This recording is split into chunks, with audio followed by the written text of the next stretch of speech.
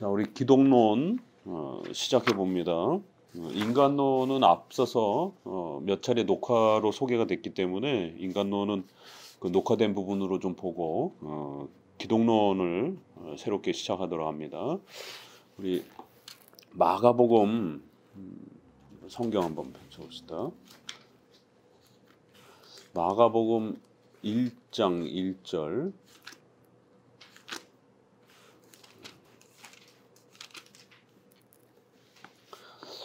마가복음 1장 1절을 보면 하나님의 아들 예수 그리스도의 복음의 시작이라 이렇게 해서 복음서마다 그 1장 1절을 보게 되면 독특하게 이제 예수님이 누구신가, 예수님은 어떤 일을 하셨는가와 관련해서 예수님의 사역과 또 예수님의 존재에 대해서 아주 중요한 핵심 교리를 몇 가지 소개하는데요. 그 중에서 마가복음 1장의 이 표현이 아주 가장 풍성하게 이렇게 정리가 되어 있습니다.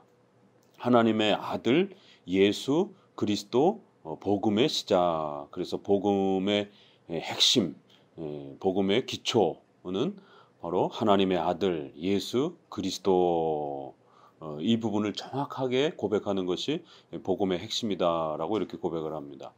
이제 이 내용이 우리 사도신경의 고백을 보게 되면 하나님의 아들 우리 주 예수 그리스도 이렇게 요약해서 표현해 놨습니다. 하나님의 아들 우리 주 예수 그리스도. 그래서 이러한 이제 내용들을 보게 되면 예수님의 그 존재, 특별히 신성에 대한 이런 표현과 관련해서 하나님의 아들 이런 표현들, 그 다음에 예수 이런 표현은 또 예수님의 인성과 관련해서 좀 더 이렇게 강조가 된 표현도 있고, 또 그 예수님을 우리 주 이렇게 해서 주님으로 이렇게 또 부르면서 예수님을 여호와 하나님 주 이렇게 또 표현하기도 합니다. 그리고는 그 예수님이 우리의 중보를 위해서 선지자직, 제사장직, 왕직이라고 하는 십자가의 희생과 구원자로서 중보자로서의 그러한 구원의 사역을 그리스도 이렇게 표현을 해서 예수님이 우리를 위하여 행하신 사역에 대해서 그리스도 이렇게 표현을 합니다.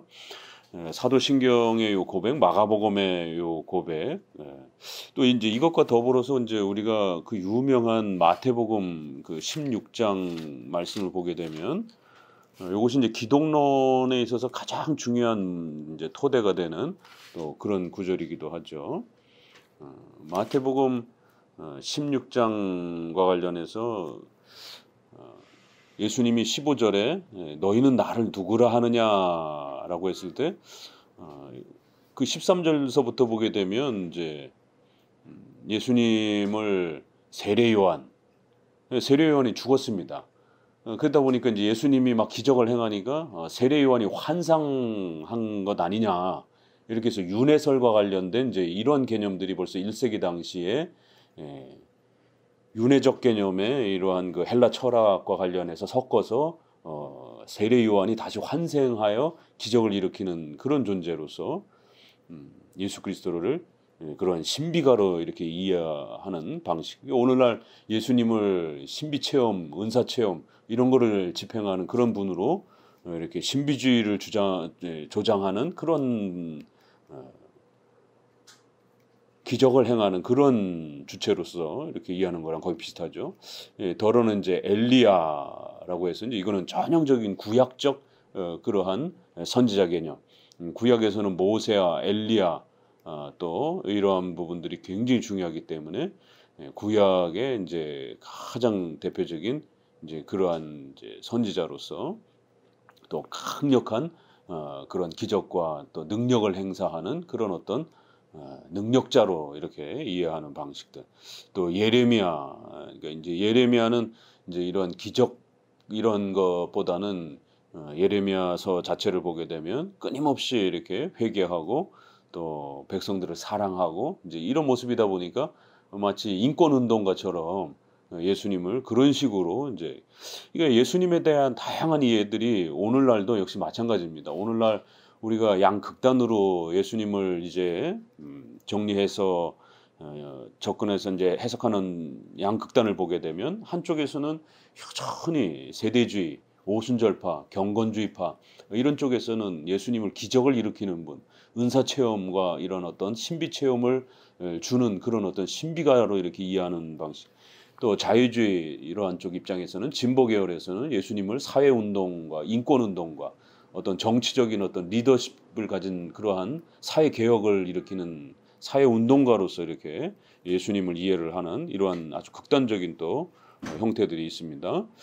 그럴 때 이제 과연 예수님에 대한 이해가 구원 얻기에 충분한가라고 했을 때 그렇지 않다라는 것이. 그러니까 수많은 예수님에 대한 이해들이 있지만 결국 그러한 식의 예수님에 대한 이해로서는 구원받을 수 없다라는 겁니다. 그럼 적어도 우리가 올바른 기독론을 확립하기 위해서는 예수님이 그러면 너희는 나를 누구라 하느냐라고 했을 때 시몬 베드로가 가로되 주는 그리스도시요. 여기서는 사역을 먼저 고백을 했습니다.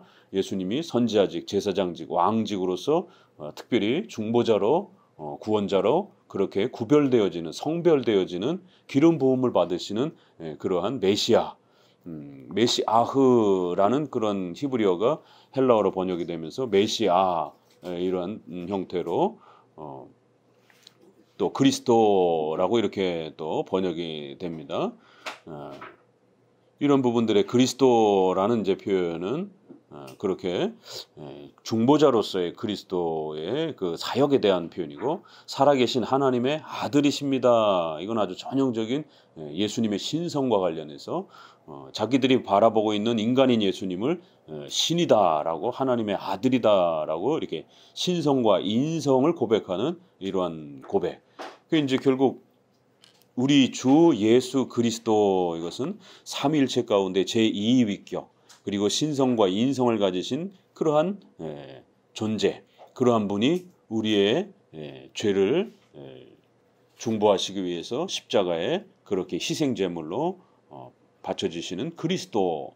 이러한 그리스도에 대한 고백이 반드시 있어야만이 이걸 깨닫고 이해하고 이러한 그 그리스도에 대한 신뢰가 믿어질 때에 바로 그걸 우리가 믿음이라고 그러고 그 믿음으로 그 그리스도에 대한 믿음으로 구원받는다라고 이렇게 말하는 겁니다.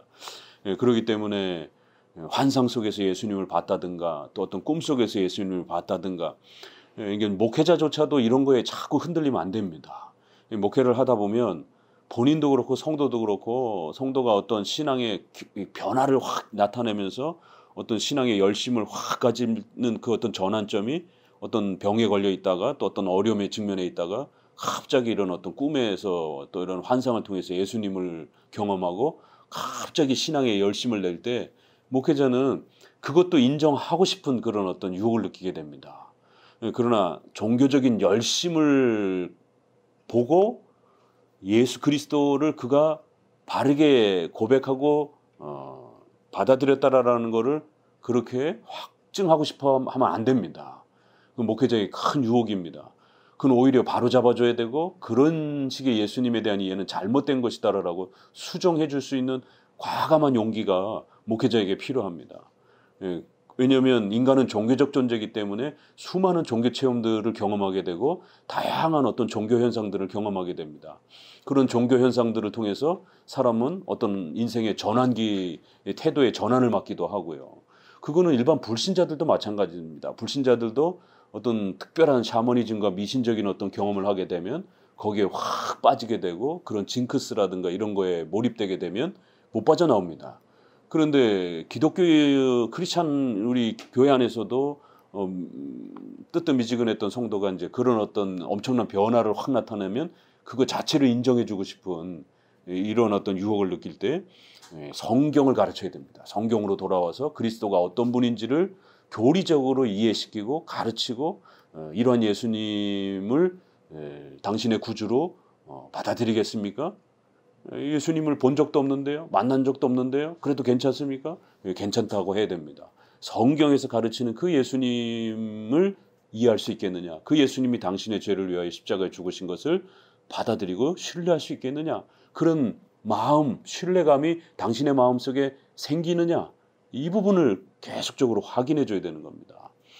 그러니까 참 이 기독론에 있어서 어마어마한 오해들이 결국 오늘 한국 교회를 부패케 하는 가장 중요한 요소가 되고, 역사 이래로 삼위일체 이단과 이성 일인격에 대한 기독론에 대한 이해가 결국 가장 교회사 속에 큰 영향을 끼쳤고, 또 한국 교회의 대부분의 이단, 8, 90%의 이단도 다 여기서 나오기 때문에 반드시 목회자는 이런 부분에 있어서 올바른 기독론을 본인 스스로도 잘 확립하고 계셔야 되고, 성경이 말하는 그러한 기독론, 우리 교리문답에서 지켜왔던 그러한 기독론, 이거를 아주 중요하게 자신감을 가지고 지켜가셔야 됩니다.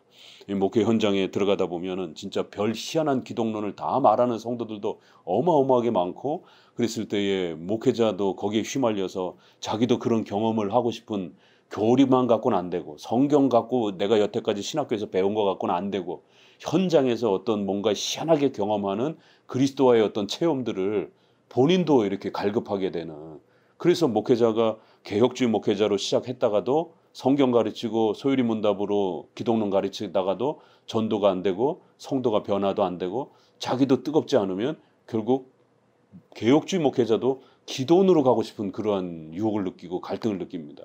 그러다가 어떤 병이 들거나 어떤 아픈 상황이나 절박한 어떤 생계의 위협에 몰아닥치게 되면 내가 여태까지 신학을 통해서, 조직 신학을 통해서, 성경을 통해서 배웠던 그 기독론의 자신감을 잃게 되고, 오히려 오순절파에서 이야기하는 그런 짜릿한 그런 기독론, 너희는 나를 누구라 하느냐라고 했을 때 세례 요한처럼 막 초자연적인 어떤 그 환상적인 어떤 이런 어떤 그 느낌으로서의 어떤 그리스도를 좀 짜릿하게 만나고 싶은 그런 유혹들을 겪게 됩니다.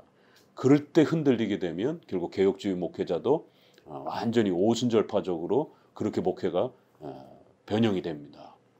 그래서 장로교적 목회, 개혁주의적 목회를 끝까지 잘 유지한다는 게 결코 쉬운 일이 아닙니다.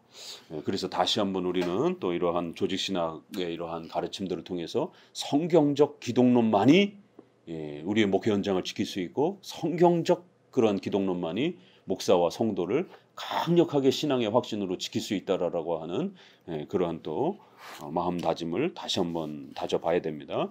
자, 서론을 보시게 되면은요, 교의학의 순서에 있어서 기독론은 인간론 다음에 논하게 되어 있다. 그것은 논리적 필연성 때문이다. 그러니까 이제 이런 부분들도 우리가 인간의 죄에 대한 부분을 충분히 가르치면서 예수 그리스도가 누구인지 이렇게 조화를 맞춰야 된다라는 거예요.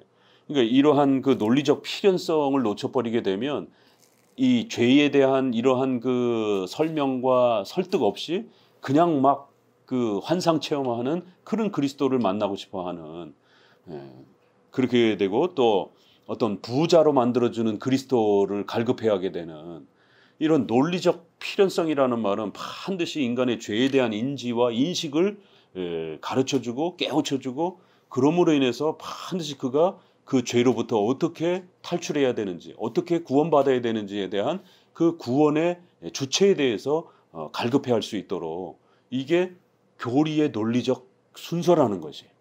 그러니까 이러한 논리적 필연성이라고 하는 이 단어 하나도 굉장히 중요한 단어입니다. 왜냐하면 이 논리적 필연성을 무시하고 망가뜨리게 되면 앞뒤 안 가리고 마구잡이식의 교육이 돼요. 그렇게 되면 성도들이 성경에 대한 올바른 인식 체계가 무너져 버리게 됩니다. 그래서 우리가 교리문답이라고 하는 이러한 인식의 논리 체계가 굉장히 탁월하다라는 겁니다. 그래서 A, 그 다음에 B, 그 다음에 C, 이런 그 순서적인 체계, 그래서 우리가 시스템이라고 하는, 조직이라고 하는 조직신학에서 교의학, 교리학이라고 하는 게, 그래서 옛날에는 기독교 그러면 교리학이라고 그랬던 거예요. 신학, 테올로지 그러면 그건 그냥 시스테매틱이라고 말했던 겁니다. 그러니까 오늘날 성경신학, 뭐 또 다른 형태, 이거는 그 조직신학 안에 있는 것을 조금 이렇게 세분화시켰을 뿐이지, 기독교 신학 그러면 그 자체는 곧 조직신학, 교의학, 교리적, 논리적 체계를 말하는 것이었던 거예요. 그래서 이러한 성경의 논리 체계와 성경의 이러한 그 교의학적 체계를 우리가 함부로 무시하면 안 되고 거꾸로 가르쳐도 안 되고, 그러니까 알미니안주의와 우리의 이러한 그 논점의 논쟁의 이 차이를 보게 되면 제3자가 보면 이게 뭐 이렇게 중요한가? 저쪽이 예정론을 주장을 안 하는 것도 아니고 저쪽도 예정론을 주장하는데 문제는 예지 예정. 우리는 예정 예지. 하나님의 주권과 인간의 책임 이랬을 때도 우리는 하나님의 절대 주권, 작정을 먼저 토대로 하면서 그걸 먼저 가르치면서 그거를 인식체계의 기초로 깔아주고 그 위에 인간의 자유와 책임을 얹어주는 방식이에요. 이게 논리적 필연성입니다. 그러니까 이거를 무시하게 되면 순서가 어떻게 되냐면 인간의 책임을 더 세게 강조하고 싶어하고 더 많이 강조하고 싶어해요. 이게 목회 현장에서는 더 그렇습니다. 성도들 전도하도록 막 강요하고 싶어요. 교회 봉사, 교회 헌금 더 많이 하라라고 더 책임감을 강화시키고 싶어합니다. 그러면 알미니안주의에 빠지게 되는 거예요. 아무리 그러고 싶어도 성도들의 열심과 헌신의 이 열매를 거두기 위해서는 순서가 있다라는 거예요. 강요와 억압과 그 책임의 부담성을 강하게 어필하면서 끌어내면 인간은 자연적으로 자신의 공로와 책임에 함몰돼 버립니다. 그래서 그 인간의 의지의 그러한 공로적 이 욕망에 대한 부분을 강력하게 인식을 막아낼 수 있는 것은 오직 하나님의 절대 주권과 하나님의 작정과 섭리라고 하는 강력한 하나님의 신권에 대한 부분들을 먼저 배치를 해줘야 된다는 거예요. 그리고 그 위에 인간의 책임이 적절하게 소개가 되어지게 되면 분명히 이거는 두 개는 반대 논리지만 두 개가 한꺼번에 들어오되 반반씩 들어오는 게 아니라 신인 협력주의 개념으로 반반씩 들어오는 게 아니라 하나님의 주권이 먼저 논리적으로 내 안에 깔리면서 내 인생의 구원과 삶 전체가 모두 하나님의 은혜라라고 하는 그러한 은혜 개념이 먼저 신관이 사로잡히면서 그러니까 내가 하나님 앞에 보답하는 마음으로 감사하는 마음으로 하나님 앞에 헌신해야 되겠다라고 하는 그런 인간의 자유 책임이 열매적 개념으로 이렇게 논리적 필연성으로 만들어진다라는 거예요. 그러니까 알미니안주의자들은 이러한 논리적 필연성을 이해를 못하고 이거를 적절하게 사용하지 못하는 거예요. 그럴 때 우리 칼빈주의의 소요리 문답, 돌트의 이러한 5개의 교리적 체계는 전부 다 논리적 필연성으로 구성되어 있습니다. 그러니까 많은 개혁주의 목회자들이 이거 조직신학을 소홀히 공부하다 보니까 이런 논리적 필연성의 개념들을 제대로 확보를 못하고 단편적으로는 뭐 개념의 몇 가지는 알아요. 이신칭의, 이성 일인격 이 몇 개는 아는데 이게 논리적 필연성을 따라서 교리가 체계적으로 자기 안에 확립되어 있질 않아요.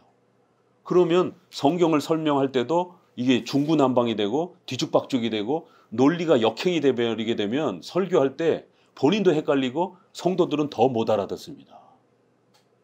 무슨 말을 했는지 분명히 어떤 중요한 무슨 신학적 용어들은 열심히 얘기를 했지만 그게 성도들에게 설득이 될 정도로 강력하게 어필이 되지 않는다라는 거예요. 그리고 자기가 예정론을 좋아한다라고 생각하지만 어떤 목회 현장의 필연성에 이런 그 놓이게 되면 자기도 모르게 실천적으로 예정론을 부정하고 싶은, 예정론을 적극 말하고 싶지 않은, 예정론을 적극적으로 사용하고 싶지 않은 유혹을 느끼게 됩니다. 왜요? 전도라든가 책임이라든가 이런 부분에서 뭔가 미진하다 생각하게 되면 내가 이거 예정론을 작정론을 너무 지나치게 자꾸 세게 말하게 되면 성도들이 더 게을러지지 않을까? 본인 스스로가 그런 두려움에 빠지게 됩니다. 그 이제 기독론에서 우리가 후에 보게 되면 그리스도의 무죄성과 관련해서 아니 어느 개혁주의 목회자가 그리스도의 신성과 인성을 부정하겠습니까? 그리스도께서 무죄하다라는 걸 누가 부정하겠습니까? 그런데 수도 없는 많은 교육자들이 인터넷에서 저에게 질문을 해와요. 예수님이 그래도 우리랑 동일하다라고 하시니까 우리의 연약함을 모두 다 공감하신다고 우리가 하다 보면 당연히 예수님이 죄의 갈등을 느낀다라고 해야 되지 않겠느냐. 그래야 예수님이 우리랑 동일하다라고 하는 것이 인성의 그 실체성을 훨씬 더 강하게 이렇게 우리가 강조하고 확립할 수 있지 않겠느냐. 그게 굉장히 그럴듯한 논리예요. 물론 나도 예수님이 무죄하다는 건 인정한다. 그렇지만 예수님이 인성을 가지시고 배가 고프시고 또 여성을 봤을 때 정욕에 대한 이런 부분도 그렇고 돈을 봤을 때 욕심에 대한 이런 부분들도 그렇고 우리랑 동일하게 죄의 갈등을 느낀다라고 해야 진짜 인성이고 진짜 우리의 아픔, 인간의 연약함을 동일하게 겪으시는 것으로서 설명할 수 있지 않겠느냐. 최근에도 또 그렇게 우리가 잘 아는 그 유명한 또 이러한 그 개혁주의 목회자가 저에게 상담을 해와서 질문을 해와가지고 제가 또 그걸 여러 번 또 이렇게 설명을 해드렸는데도 이해가 잘 안 되시는 것 같아요. 예전에도 우리 한 목사님하고도 그 밴드에서 그 주제가 이렇게 누가 물어서 아주 굉장히 여러 번 설명했던 적이 있어요. 그러면 예수님이 죄인이 되어야 우리처럼 죄인이 되어야 그러면은 똑같이 예수님이 우리랑 죄를 공감하는 거냐? 이게 이해를 못하는 거예요. 예수님이 무죄하시다라는 것과 예수님이 우리와 똑같이 참된 인간으로서 우리의 고난을 경험하시고 그 모든 그런 아픔들을 충분히 이해하신다라는 것을 예수님이 마치 우리처럼 죄인이 되어야만이 그렇게 동일하게 느낄 수 있는 것처럼 예수님을 너무 우리 인간적 수준에서 이해하려고 하는 이런 논리적 순서의 이 모호성, 그 논리적 필연성의 이 확립이 덜 된 이런 현상이 결국 선생님을 통해서 지적이 되면 조직신학 책을 다시 읽어야 돼요. 기독론을 다시 읽어내야 됩니다. 아, 내가 조직신학의 이 부분이 약하구나. 그러면 벌코베 조직신학을 바빙크 책을 놓고 그 부분만이라도 10번이라도 예수님의 무죄성 부분들을 그다음에 예수님의 신성과 인성 부분을 더 반복적으로 읽어내야 됩니다. 그래서 내 안에 미진했던 그 논리적 필연성이 더 강력하게 확보되도록 그러면 그 문제는 자연스럽게 해결이 돼요. 그러면 성경의 다양한 그런 복음서에서 그리스도가 배고픔을 느끼고 또 사탄이 예수님이 광야에서 시험할 때 그러한 그 시험의 성질이 그럼 과연 무엇인가? 그럼 예수님도 우리처럼 막 울그락불그락하고 막 복수하고 싶어하고 막 여자를 보면 막 정욕을 보고 느끼고 이러면 신성 모독이 됩니다, 이게.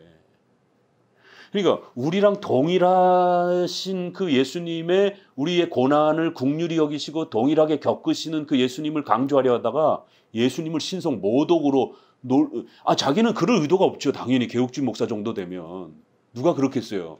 그렇지만 논리적 필연성으로 그렇게 말하게 된다는 거예요. 어쩔 수 없이 실천적으로 자기도 모르는 사이에 예수님을 신성 모독적으로 자기가 발언하고 있는 형태로 말하게 된다는 거예요. 다 말을 하고 나서야 깜짝 놀라는 거예요. 내가 그렇게 말했어요? 또 최근에 유명한 또 개혁주권 내의 신학자 정도 되시는 분이 예수님이 십자가에 죽으셨다. 그리스도께서 죽으신 것이다. 그리스도께서 죽으셨다라면 그리스도는 신이시니까 하나님이 죽으셨다라고도 이렇게 우리가 적극적으로 확대해서 사고를 하면 그리스도께서의 희생에 대한 그 부분이 훨씬 더 우리에게 감동적으로 와닿지 않겠느냐. 제가 페북에서 그거를 보고 기겁을 했어요. 그거 전통적으로 신이 죽었다라고 하는 이런 니체의 발언부터 시작해가지고 전통적으로 성부 순환설 그 의도는 이해해요. 그리고 큰 카테고리 안에서 보게 되면 당연히 그리스도는 신이시고 인간이시기 때문에 한 인격 안에서 그리스도께서 중보 사역을 하신 것이기 때문에 그렇게 사고할 수 있는 어떤 여지는 있어요. 그러나 절대로 그렇게 표현하면 안 됩니다. 그렇게 표현하게 되면 그 하나님이 문맥 속에서 어떤 하나님인지가 확인이 안 되면 성부가 죽으셨다라고 하는 이거 고대에도 똑같은 그런 사고가 있었기 때문에 벌써 고대 회의 때에 성부 순환설이 등장을 했고 그래서 성부가 죽으셨다, 신이 죽었다라는 이러한 신성 모독적인 이러한 그 설교자들에 대해서 과감하게 이단 이렇게 정죄했습니다. 그렇게 말하면 안 된다라고. 아무리 그리스도의 희생의 가치를 확대하려고 할지라도 그리스도의 신성에 위해를 가하는 방식으로 그렇게 오해되는 방식으로 표현하게 되면 큰일 난다라는 거예요. 그렇기 때문에 소요리 문답과 같은 공교의 신조와 같은 이런 교리적 통일성과 합의점이 필요한 겁니다. 의욕이 앞서다 보면 막 하늘 끝까지 막 더 강하게 표현하고 싶죠. 그렇지만 오히려 이쪽을 강조하다가 결국 이쪽이 줄어들게 되는, 그리스도의 인성을 강화하다가 결국 신성을 망가뜨리는, 신성을 강조하다가 인성을 망가뜨리는, 신인성에 대한 정립이 왜 500년 동안이나 정립이 됐겠어요. 그 간단해 보이는 그 이성 1인격 하나 정립하는데 500년이 걸린 겁니다. 그렇게 만만하지 않다라는 거예요. 그러니까 오늘날 목회자들이 인성의 어떤 그 희생의 강렬함을 강조를 하려다가 그리스도는 신이니까 신이 죽었다라고 이렇게까지 확대하고 싶은 유혹을 느끼게 되고, 그렇게 해서 그리스도는 하나님이니까 하나님이 죽었다 이렇게 말하면 큰일 나는 겁니다. 예수님이 죽으셨다 이렇게 말을 해야 되고, 그리스도께서 돌아가셨다까지는 허용이 되는 거예요. 그러나 신성이 죽으셨다, 하나님이 죽으셨다 이렇게 표현하면 큰일 나는 거예요. 우리 주님 예수께서 죽으셨다는 가능해요. 왜냐하면 그 주라는 표현 안에 인성이 포함이 되기 때문에. 그러니까 이러한 미묘한 차이를 잘 구별하면서 표현해야 성경의 이 균형을 유지하는 논리적 필연성을 지키지, 그렇지 않으면 한쪽으로 확 치우치게 되면서 본의 아니게 결국 한쪽을 망가뜨리는 이러한 실수와 또 잘못을 범하게 된다는 겁니다. 그래서 이 논리적 필연성이라고 하는 이러한 단어가 얼마나 중요하고 얼마나 이 신중한 단어인지를 꼭 좀 더 기억해 보셔야 됩니다.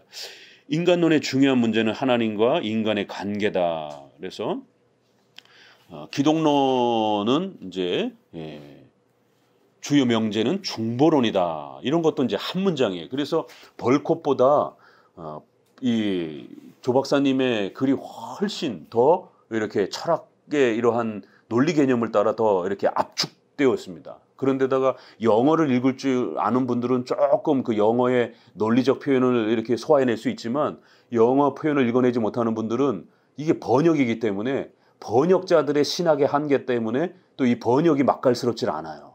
또 번역하면서 그 벌컵의 원래의 그 의도들이 약간씩 이렇게 틀어지는, 그렇기 때문에 우리 신학자가 정확하게 그거를 우리말로 어떻게 이러한 신학적 표현을 개념적으로 정확하게 구축했는지를 읽어내는 게 우리 한국 목회자들에게는 그렇게 중요한 겁니다. 기독론의 주요 명제, 핵심은 중보론이라는 거예요.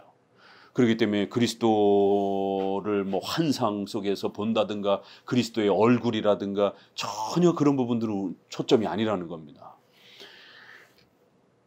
조금 더 보시게 되면 하나님께서 인간에게 행위 계약을 선언하셨으나 인간은 그것을 어겼다 이러면서 바로 이러한 죄에 대해서 이제 이 같은 의미에서 기독론은 중보론을 그 내용으로 하고 있으며, 행위 계약과 은혜 계약 그리고 속죄 계약과 관계되는 하나님과 인간의 관계론, 즉 인간론을 앞세우게 된다. 그래서 반드시 인간의 죄에 대한 이러한 원죄와 전적 부패에 대한 부분들이 반드시 선행적으로 가르쳐줘야 된다는 겁니다. 한편 기독론은 하나님의 삼위일체 교리에 입각하여 이해되어져야 한다. 이런 것도 굉장히 중요한 표현이죠. 그래서 삼위일체를 벗어난 상태에서 그리스도를 가르치게 되면 이상한 기독론이 돼버린다는 거예요. 그래서 반드시 삼위일체를 철저히 전제하면서 기독론의 존재와 사역에 대한 부분들을 끌어가야 됩니다. 구원론, 교회론, 종말론에 앞서서 이해되어져야 한다. 그 다음 달라 기독론의 구조는 대체로 크게 나누어 중보자로서의 그리스도의 인격과 그리스도의 신분론 및 그리스도의 사역론 등으로 분류할 수 있다. 그래서 인격, 그리스도의 삼위일체 가운데 그 위격에 대한 이런 부분, 그 다음에 그리스도의 신분, 그리고 그리스도의 이러한 사역, 이렇게 세 가지로 나눌 수 있다는 것이에요. 넘겨보시게 되면 그리스도의 인격, 그리스도의 인격론은 중보자로서 그리스도의 품위론이다, 품격론이다. 그리스도의 이성 1인격, 그리스도의 인격, 신격에 대한 그 품격론이라는 거예요. 기독론은 은혜 계약론적 측면에서 볼 때 중보론 또는 화해론이라 할 수 있다. 우선 그리스도의 인격론에서 그 면모를 보게 된다. 그리스도의 인격론의 근본 중요한 초점은 어디까지나 중보자의 이성 일인격 교리에 있다. 그래서 이것이 가장 중요한 초점이라는 걸 알 수가 있습니다. 1절에서는 은혜 계약과 중보자 예수 그리스도 이렇게 해서 인간론에서는 하나님의 피조물로서의 하나님과 행위 계약의 관계에 있는 인간이 계약을 어김으로써 범법자로서의 죄인일 수밖에 없다는 사실을 논합니다. 바로 이제 이걸 기초로 해서 이에 인간은 두 번째 달라 하나님과의 교제 관계가 다시 성립되지 않고는 결코 구원을 얻을 길이 없으며 하나님의 인간 창조의 의무도 찾을 길이 없게 된다. 하나님과 인간의 교제 관계가 성립되기 위해서는 그 중간에 사람이나 천사가 개입할 수 없다. 하나님께서는 그리스도를 교제와 화목의 중보자로 삼으시고 그에게 속죄 사역을 담당케 하셨다. 이것은 전적으로 하나님의 은혜이다. 그리고는 그 다음 단락에 은혜 계약의 근거는 속죄 언약에 있다. 속죄 언약은 창세전에 이미 하나님 아버지와 아들 사이에 죄인인 인간을 위하여 체결된 것이다. 그 행위 언약과 은혜 언약 이 두 가지가 아주 중요한 그러한 그 언약론에서 핵심이고 여기에서 이제 속죄 언약을 포함하느냐 안 포함하느냐 이것은 17세기 당시에 웨스트민스터가 기록되던 그 당시에도 많은 논란이 있었고 그랬을 때 웨스트민스터는 적극적으로 표현하지는 않았어요. 행위 언약과 은혜 언약 정도만이 아주 중요한 언약의 기본 개념 체계로만 이렇게 잡았고 속죄 언약에 대한 삼일체 하나님이 영원전에 그렇게 인간의 구원에 대한 이런 부분들을 의논하시고 계획하시는 이런 부분들은 좀 더 이렇게 스며드는 형태로 그리고 좀 더 그거는 자유롭게 좀 이해하도록 이렇게 열어두었습니다. 그러나 이제 그것이 후대로 흐르면서 이제 우리가 바빙크, 벌콥 적어도 이렇게 오게 되면 속죄 언약까지 포함해서 세 개의 언약이 소개가 되고 속죄 언약을 기초로 해서 토대가 돼서 행위 언약과 은혜 언약이 펼쳐지는 이제 그러한 구조 형태로 이제는 고착이 된 겁니다.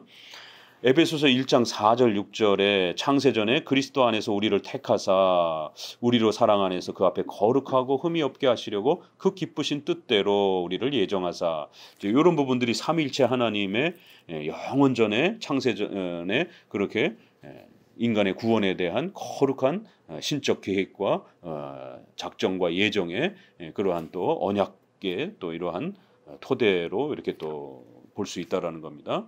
이제 이러한 언약적 복음의 이 위대함들이 구약과 또 신약으로 이루어가면서 점진적인 계시에 의해서 알려진다라고 이렇게 표현을 합니다. 그래서 이제 이런 표현도 그냥 이렇게 신학부 공부할 때는 그냥 이렇게 휙 넘어가요. 더 중요한 이제 이성 1인격에 초점을 맞춰야 되다 보니까 그렇지만 이제 적어도 목회자 재교육 과정이라든가 전문 과정에서는 이런 것도 구별해서 읽어내야 됩니다. 성경신학, 자유주의 성경신학 쪽에서는 가블러라든가 이런 쪽에서는 역사를 끌어다가 시간에다 맞춰가지고 하나님의 작정을 부정하고 시간, 역사 이거를 중심으로 해서 발전해가는 그래서 계시의 발전이라 이렇게 표현을 하는 거예요. 발전이라 표현하면 옛날 것은 후진 거가 되는 거예요. 옛날 건 나쁜 게가 되는 거예요. 새로운 게 더 좋은 거가 돼버리는 겁니다. 그렇게 되면 구약은 형편없는 게 돼버립니다.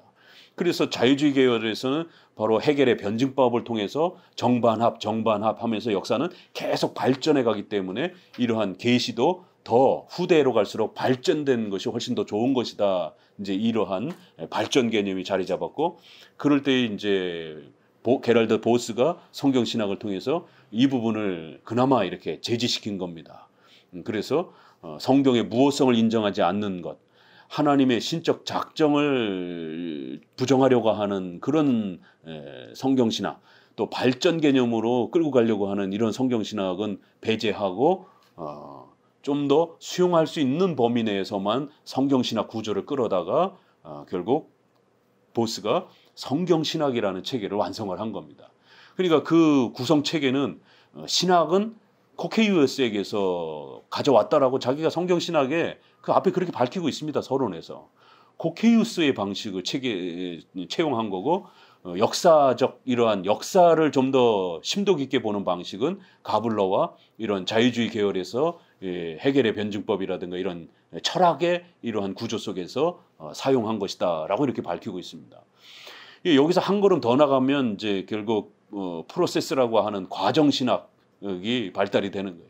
그래서 신도 과거의 원시신에서 후대로 갈수록 결국 이제 인간이 발전하면서 신도 더 발전하는 형태로 그렇게 그 과정을 거쳐가면서 완성되었다. 이제 이러한 과정 신학이라고 하는 아주 심각한 자유주의 신학의 변질이 나타나는데, 여기에 이제 성경 신학이 중간에 있는 거고 우리 조직 신학은 이쪽에 있는 겁니다. 그래서 보수의 성경 신학은 좋은 면도 있지만 이런 단점이 분명히 있기 때문에 조심해야 됩니다. 작정과 섭리가 등한시되어지게 되고 역사와 시간이 중심이 되면서 계시의 이러한 그 발전은 아니지만 이제 계시의 그런 역사의 점진성에 모든 초점을 맞추다 보니까 결국 작정, 섭리 이런 개념이 약해지게 됩니다. 다만 그 시간 속에서 확장되어지는 그 계시의 점진성에 대한 부분들은 우리가 보수의 그 신학에서 좀 더 배울 필요가 있어요. 그 부분을 상당히 심도 깊게 연구한 학자니까.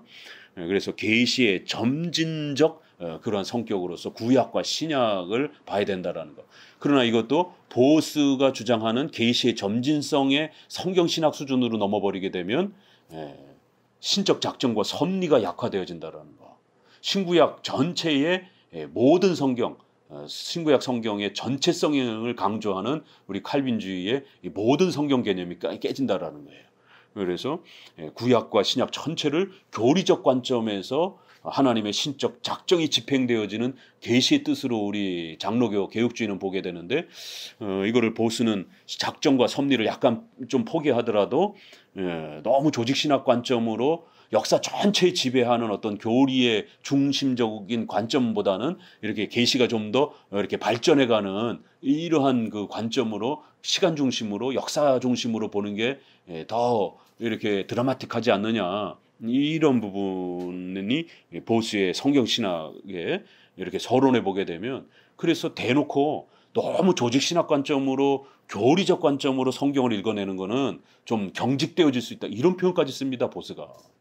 그래서 그의 제자들인 메이첸과 반틸하고 부딪히게 되는 거예요. 메이첸과 반틸은 분명히 선생님이 보수였지만 그런 방식은 전통적인 신앙 고백서가 약화가 되어지는, 그러니까 게럴드 보스는 신앙 고백서를 읽기보다는 성경 그 자체를 읽기를 더 원했어요.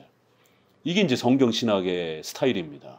그럴 때 메이첸과 반틸 보세요. 학교 이름조차도 웨스트민스터 신학교라고 하고 그 학교의 교훈을 갖다가 웨스트민스터 신앙 고백에 서약해야 된다라고 강력하게 웨스트민스터에 이렇게 머무르는 그런 방식으로 교리학 체계로 성경을 읽고 신학을 구축하기를 원했는데, 이제 보스는 전통적인 워필드까지 구축되었던 자기 선생님이 철저하게 웨스트민스터 중심으로 이렇게 구축하기를 원했던 신학 체계를 너무 좀 딱딱하다라고 느끼면서 이렇게 역사와 시간을 좀 더 강화시켜야 된다라고 하면서 쿠케이우스가 사용했던 신학 방식과 철학에서 사용했던 그러한 해겔의 변증법적인 이런 과정의 이러한 역사 철학을 사용한 겁니다. 그래서 우리 개혁주 입장에서는 보수의 이 단점을 지속적으로 비판하는 겁니다. 이런 얘기하게 되면 성경신학 좋아하시는 분들은 굉장히 또 알레르기 반응을 보입니다. 그러나 원래 워필더와 하치가 사용했던 거고 메이첸과 반틸이 신앙 고백서 중심의 조직신학 체계로 교리학 중심으로 신학을 세워야 되고 그 관점으로 성경을 읽어내야 된다. 그래서 전 시간을 지배하고 전 역사를 지배하는 하나님의 섭리를 강조해야 된다. 비록 그 계시의 점진성은 분명히 있다라는 거예요. 하나님이 그거를 시간을 두고 사용하셨으니까. 아브라함보다는 사도들이 훨씬 계시가 풍성해진 거죠. 그건 우리가 존중하는 거예요. 그럼에도 불구하고 너무 그 점진성에만 초점을 맞추게 되면 안 된다라는 거예요. 그렇게 되면 모든 성경 개념이 훼손될 수 있다라는 겁니다. 구약의 이런 모든 성경도 전 역사를 지배하고 구약의 십계명의 해설은 신약은 후대의 그 산상수훈도 예수님이 설명했지만 모세의 설명과 신명기의 설명이 십계명의 설명은 훨씬 풍성합니다. 그러니까 무조건 계시의 점진성에만 초점을 맞추게 되면 오히려 신약에 가게 되면 십계명이 축소가 되고 십계명 설명이 많이 없습니다. 그건 곧 모든 성경으로서 구약의 신명기나 선지서를 읽어내면서 채워 넣어야 되는 거예요. 그게 훨씬 풍성하고 훨씬 다양합니다. 그 샘플과 예들이 훨씬 많기 때문에. 그러니까 이런 면에서 계시의 점진적 계시성이라고 하는 부분들을 우리가 존중함에도 불구하고 이것만 중심으로 해서 신학의 체계를 세우는 성경 신학 방식은 굉장히 위험하다라는 거예요. 근데도 이것이 또 맛깔나는 또 이런 그 성경만 읽는 또 이런 재미가 있다 보니까 한국에도 성경 신학회가 있잖아요. 한국 성경 신학회가 있단 말이에요. 그랬을 때 많은 사람들이 또 성경만 읽는 이런 방식들을 굉장히 매료가 있고 그러다 보면 조직신학 싫어하고 교리신학 싫어하고 교리 싫어하고 또 이런 또 피해를 입게 되는 것입니다. 은혜란 전적으로 하나님 자신의 자유로운 의사에 의해서 유효하게 죄인인 인간에게 베풀어지는 것이다. 이러면서 넘어가 봅시다. 쭉 내려가셔서 이제 마지막 단락 이상의 성구들은 그리스도께서 하나님의 은혜 계약의 당사자여 또한 중보자이심을 의미한다. 마치 인류의 조상 아담이 인류의 대표자이며 행위 계약의 당사자인 것과 같이 그리스도는 하나님의 은혜 계약에 있어서 인류의 대표자이며 동시에 하나님께 범죄한 인간과 하나님 사이의 중보적 사역을 맡을 수 있는 품격의 소유자이심을 의미하는 것이다. 그래서 예수님은 그 모든 계약의 주체이기도 하시고 또 그 계약을 실천해 가시는 또 중보자로서 복합적인 그러한 이해를 필요로 한다라는 거예요. 자, 중보자의 호칭은 조금 수월하게 넘어갈 수 있는 좀 가벼운 부분입니다. 그리스도에 대한 중보자, 보증인, 둘째 아담이라고 하는 성경적 호칭은 은혜 계약론적으로 볼 때 예수 그리스도의 포미를 나타내는데 적합한 용어다. 그러나 교회에서 일반적으로는 속죄주 또는 구세주라는 호칭을 널리 이렇게 사용합니다. 예수 이 호칭은 여호수아, 예호수아 이런 구약의 이런 히브리어 표현에 따라 또 예수아 이런 표현이 이제 또 예수라는 형태로 신약적으로 또 이렇게 축약돼서 또 명칭으로 불려집니다. 요런 이제 그 언어적 그 유사성 때문에 여호수아를 호세아서라든가 이런 데 보게 되면 성도의 모델로 이렇게 표현하기도 하고 또 예수 그리스도의 어떤 예언적 모델로 사용합니다. 다윗을 장차 오실 예수님의 예언적 모형으로 사용하는 것처럼 여호수아도 예수님으로 이렇게 사용하기도 합니다. 또 수르바벨도 이렇게 예수님의 모델로 사용하는 것처럼 이렇게 여호수아라는 이름이 아주 중요한 또 그리스도의 이름으로서 이렇게 또 차용됐다라는 것. 그리스도 마시아흐 이런 부분들이 헬라어로 메시아로 이렇게 표현되었고 이것이 뜻으로 그리스도 기름 부음 받은 자라고 이렇게 뜻은 그런 뜻인데 이것이 신약으로 넘어오면서 그리스도라고 이렇게 표현되면서 기름 부음 받은 자 그래서 임직 때 기름을 붓는 것은 성령의 임재하심을 의미한다. 기름을 부어 직무를 맡기는 의식은 공적 직무를 수행케 하는 임명식이다. 그래서 구약에서는 제사장이라든가 이런 사람들을 기름을 부어주고 시편에도 헐몬의 이슬과 같이 이렇게 기름을 머리끝부터 발끝까지 부어준다. 이런 표현들의 시편의 표현들은 성령 하나님의 그 충만함을 나타내는 구약의 아주 대표적인 그러한 비유적 표현으로 보시면 됩니다. 불을 사용하시기도 하고 기름을 사용하시기도 하고 물을 사용하기도 하는 이러한 성령의 다양한 비유적 표현과 그러면서 공적인 그러한 직분으로 구별시킨다라고 하는 기름을 부어서 구별시킨다는 것은 직분의 구별과 그 구별된 자들에게는 성령의 충만함을 부어주셔서 하나님의 사역을 감당하도록 그러한 특별 그러한 사역을 맡긴다라고 하는 이런 부분들이 메시아흐, 마사흐 이런 표현들에 사용되었고 그것이 이제 그리스도에게 성취되었음을 또 그리스도라는 단어로 그렇게 연결시킵니다. 여기 또 중요한 표현이 있는데요. 이제 이러한 그 구약 성경의 이 공적 의무, 기름을 부어 직무를 맡기는 의식은 공적 직무를 수행케 하는 임명식이다라고 했을 때 여기에서 이 공적이라고 하면 국가와 교회에 공통하다는 그런 이제 공인이라는 의미는 있어요. 그러나 조심해야 되는 거는 그래서 우리가 공무원 할 때 공자를 같이 씁니다. 그래서 우리가 공교회 이렇게 표현할 때도 이게 공무원 할 때 공자예요. 사적인 교회가 아니라 공적인 교회다 이런 표현입니다. 우리 한문으로 공회, 공교회 이렇게 표현할 때 캐토릭이라는 번역을 그렇게 공무원 공자로 했어요. 모일 공자를 쓰지 않았습니다. 우리 선교사들과 신학자들이 여기에는 바로 공무라고 하는 이런 아주 중요한 의미 또 공적인 성격이라고 하는 교회를 하나님의 나라라고 하는 이런 공적인 성격을 강조하기 위해서 공무원할 때 공자를 쓴 겁니다. 그래서 그러한 그 공무적 성격에서는 비슷한 면이 있지만 그러나 조심해야 되는 것은 오늘날 사회의 통념으로 말하고 있는 공무, 오피스라는 오피셜, 공무원이라는 개념과는 그 의미가 다릅니다. 왜 그런지 아세요? 이거 대답해 볼 수 있으면 상당한 수준입니다. 강 목사님 대답해 볼 수 있겠어요? 왜 다른가? 공무원 할 때 공자는 똑같이 썼는데 이거 왜 다르다라고 조 박사님 그거를 구별해서 형식은 비슷하지만 우리가 쓰는 캐톨릭이라는 말은 그 초대 교회 때도 헬러 개념에서 로고스 개념이 다르듯이 에클레시아 개념도 보편적으로 이렇게 로마에서 쓰고 있었던 단어지만 그것이 교회로 들어오면서 교회적 용어가 됐잖아요. 그런 것처럼 캐톨릭이라는 단어도 보편, 우주성 뭐 이런 단어지만 이게 교회로 들어오게 되면 좀 더 다른 신학적 개념이 들어오는 거예요. 그래서 공적 직무라고 했을 때 예수님이 공적 직무를 맡으셨다라고 하는 것은 공무원의 공자 캐톨릭이라는 단어 쓸 때 이 단어를 쓰지만 사회적 용어로 설명하면 큰일 난다라는 겁니다.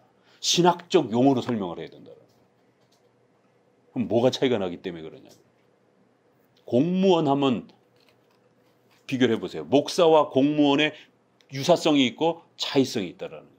그거 이따가 대답해 봅시다. 이게 이제 영상 때문에 답은 말씀드려야 되는데 본인이 생각한 거하고 맞는지 안 맞았는지 그것만 말씀해 주세요. 이게 이제 공무원 할 때 공무원은 반드시 직급이 있고 계급이 있어요. 본인이 생각했던 거하고 맞아요? 그러니까 공무원의 오피셜 개념으로 가게 되면 단어는 유사하게 쓰지만 계급 개념이 들어간다라는 거예요. 대통령과 또 장관과 차관과 분명히 이거 계급 개념이잖아요. 국가에서 허락해준 그 권한도 다르고 이런 인사권, 재정권의 이런 모든 부분들이 계급 체계입니다. 그렇지만 교회의 이 직분론의 개념은 공적 공무 개념은 쓰지만 절대로 계급 개념은 아니라는 거예요. 그래서 이게 오피셜이라는 단어를 쓰긴 써야 되지만 그 내용은 이제 바꿔야 된다라는 거예요. 그래서 예수님이 그런 어떤 계급적 개념으로 어떤 주인 개념으로 오신 것이 아니라 하나님이 맡기신 이 하나님의 나라를 건설하는 공적인 그 사명을 완성하시기 위해서 그렇게 중보자로 오셨다라는 겁니다. 공적 의무의 이 캐톨릭, 공회, 그러니까 이 사도신경 하나도 목회자들이 충분히 이해하고 있지 못한 이런 심각한 상황들을 우리는 또 느끼게 되는 겁니다. 왜 공회라고 부르는가? 좋은 표현 납두고 그냥 교회라고 하지. 근데 교자는 가르칠 교자를 써놨기 때문에 그냥 성경 가르치는 곳, 그럼 학교 이런 개념이 난단 말이에요.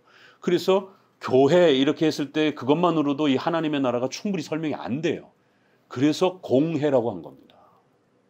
지금은 이제 새사도 신조에서는 공교회라고 이렇게 해놨지만 그것도 이렇게 충분한 건 아니에요. 공회, 공교회 다 좋아요. 그렇지만 가르쳐야 된다는 거예요. 그 공자가 무슨 의미를 갖고 있는 것인지. 예수라고 하는 호칭은 개인의 이름인데 반하여 그리스도라고 하는 호칭은 하나님의 공적 직무를 수행하는 자임을 의미하는 공적 명칭인 것이다. 그러니까 이제 이런 부분들이 우리 언어로 이제 한문으로 한글로 번역이 되면서 벌콥이나 바빙크가 썼던 이런 의미들이 우리 한문에서는 이 정도로 우리 장로교 개혁주의 용어로 구축이 돼야 되는 거예요. 그러니까 영어를 아무리 잘해도 한글과 한문에 있어서 개혁주의 용어의 개념을 모르게 되면 알미니안주의적으로 설명을 하게 돼요. 그래서 바빙크와 조성만 박사님의 조직신학책을 목회하려고 하는 사람들은 이거 반드시 읽어내야 됩니다. 우리 개혁주의 안에서는 이 정도로 장로교 신학 용어들이 이 정도로 사용됐구나. 용어 하나를 어떻게 쓰느냐에 따라 굉장히 민감하잖아요. 그럴 때에 공적 직무, 공적 명칭으로 그리스도를 이렇게 표현하는 겁니다. 인자, 이 인자와 관련해서도요. 호휘오스투, 안스로폰, 안스로푸 이렇게 표현하는데 이 호칭은 구약 성경에서 시편과 예레미야서, 에스겔 등에서 사용되고 있는 것을 볼 수 있습니다. 이건 전통적으로 그리스도의 인성을 나타내는 것으로 해석되어 왔고 또 최근에는 자유주의 쪽에서 이거를 아주 고정해가지고 사용합니다. 그래서 마가복음은 인성을 가르치는 것이다. 마가의 신학 이렇게 이제 자유주의 쪽에서 신약하시는 분들이 그렇게 이해하는데 이건 자유주의 영향을 받아서 그런 거죠. 마가복음도 신성과 인성을 다 가르치는 거예요. 물론 마가복음과 누가복음이 그리스도의 인성에 대한 부분들이 조금 더 풍성하게 소개가 되는 건 사실이에요. 그런 부분들은 우리가 인정할 수 있다는 거예요. 그러나 마가복음은 누가복음은 마치 신성을 안 가르치는 것처럼 이렇게 편중돼 갖고 끌고 가면 안 된다라는 거예요. 왜 그런가? 다니엘서 7장 13절에서 보게 되면 인자 같은 이가 하늘 구름을 타고 와서 이런 표현이 있는데 여기서 말하는 인자라는 호칭은 분명히 인성만 가지신 분이 아니라는 것을 알 수가 있습니다. 그럼 분명히 신적 존재로서 표현이 돼요. 인자 같은 이 사람 같으신 분이 구름 가운데서 오셔가지고 막 그 다 깨부시고 전 역사 우주와 왕들을 다 통솔하시고 이런 게 어떻게 인성으로 가능하겠냔 말이에요. 이건 신적 존재로서의 그런 권능을 펼치시는 이런 분으로 다만 우리 인간을 배려해서 이제 인자 같은 인간 같은 분으로 이렇게 이제 묘사가 구체화되기 시작하는 것이 이사야에서는 어린 아기, 싹, 가지 뭐 이렇게도 표현을 하잖아요. 그게 점점 뒤로 갈수록 사람으로 오신다라고 하는 것 이게 이제 더 분명해지는 것이죠. 그 다음 달라 복음서의 호칭은 예수님 자신의 호칭이며 예수님 외에 다른 사람은 사용하지 않았다. 복음서에서 모두 40회 이상 사용하는 것으로 기록되어 있는데 이것을 세 부분으로 분류하면 예수님의 겸비를 나타내는 그런 부분, 순환과 부활과 관련해서 또 그다음에 재림과 관련해서 또 이렇게도 표현합니다.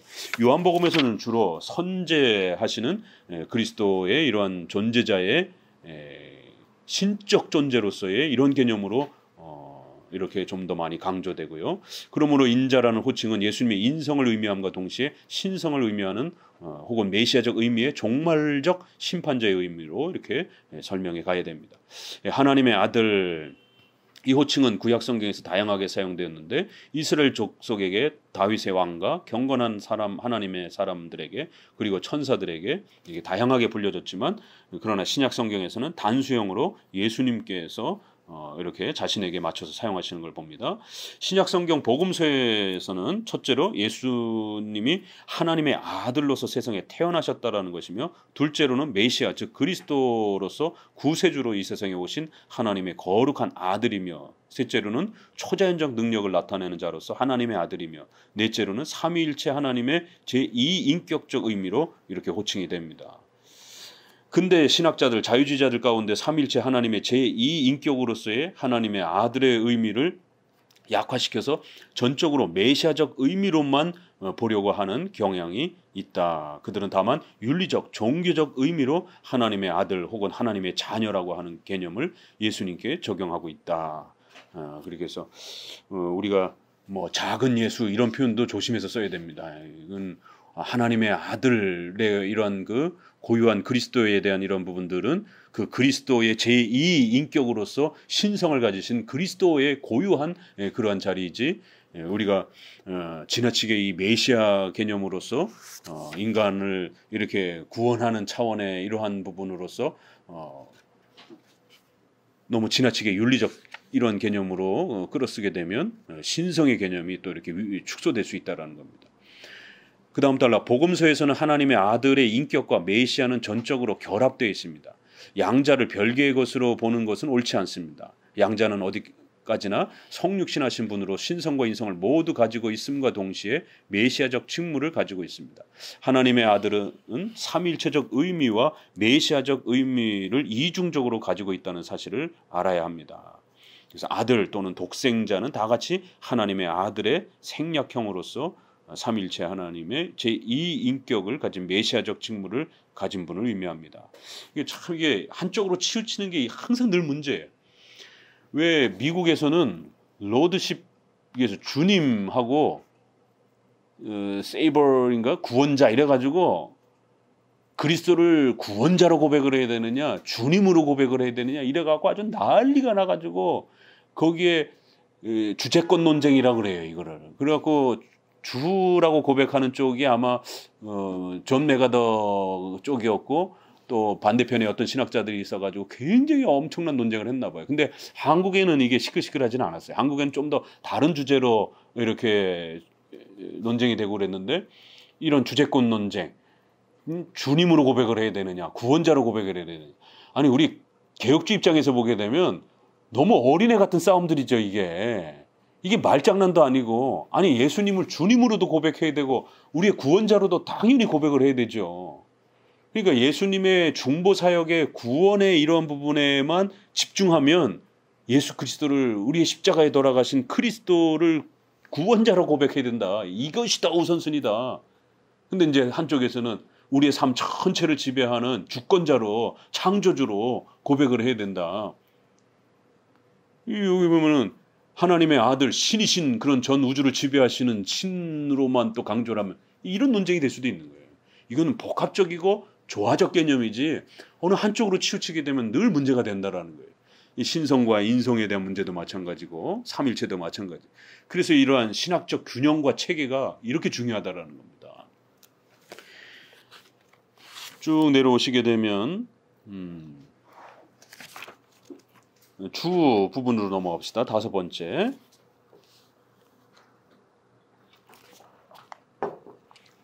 이 호칭도 구약 성경의 사용법과 깊은 관계를 가지고 있다. 그래서 첫째는 주종관계, 둘째는 경의를 표현한 것, 셋째는 소유자의 소유권, 넷째는 하나님에 대한 호칭으로 구약의 여호와, 야훼, 예호와 이렇게 또 아도나이 이렇게 표현하기도 합니다. 로드 이렇게 이제 영어로 가게 되면 이제 이렇게 키리오스라고 하는 주가 표현이 되죠. 여호와 증인들이 그래가지고 이거를 전부 다 여호와로 바꾸잖아요. 번역할 때 이런 또 특정한 또 단어에 너무 집착을 하게 되면 마치 그것만이 예수님의 중심된 어떤 용어처럼 이렇게 하게 되면 또 균형을 또 깨게 되는 것이 이런 부분에 있어서 예수님을 이것은 전체 그러니까 하나님의 그러한 속성으로서의 이런 부분을 얼마든지 이렇게 한마디로 표현하는 그런 대표적인 표현으로 표현할 수 있다라는 것이 신성을 담아내는 표현이기도 하고요. 그리고 우리가 이것과 관련해서 중요한 표현을 한 사람이 누구죠? 도마가 우리의 주이십니다라고 할 때 그 주라고 하는 표현이 바로 신성을 표현하는 이제 신약적 표현이기도 하다라는 겁니다. 자, 3절로 넘어가서 이제 본격적으로 이성 1인격에 대한 부분을 좀 보게 되면 이것은 삼위일체의 신론과 함께 교회학 전체의 근본 문제다.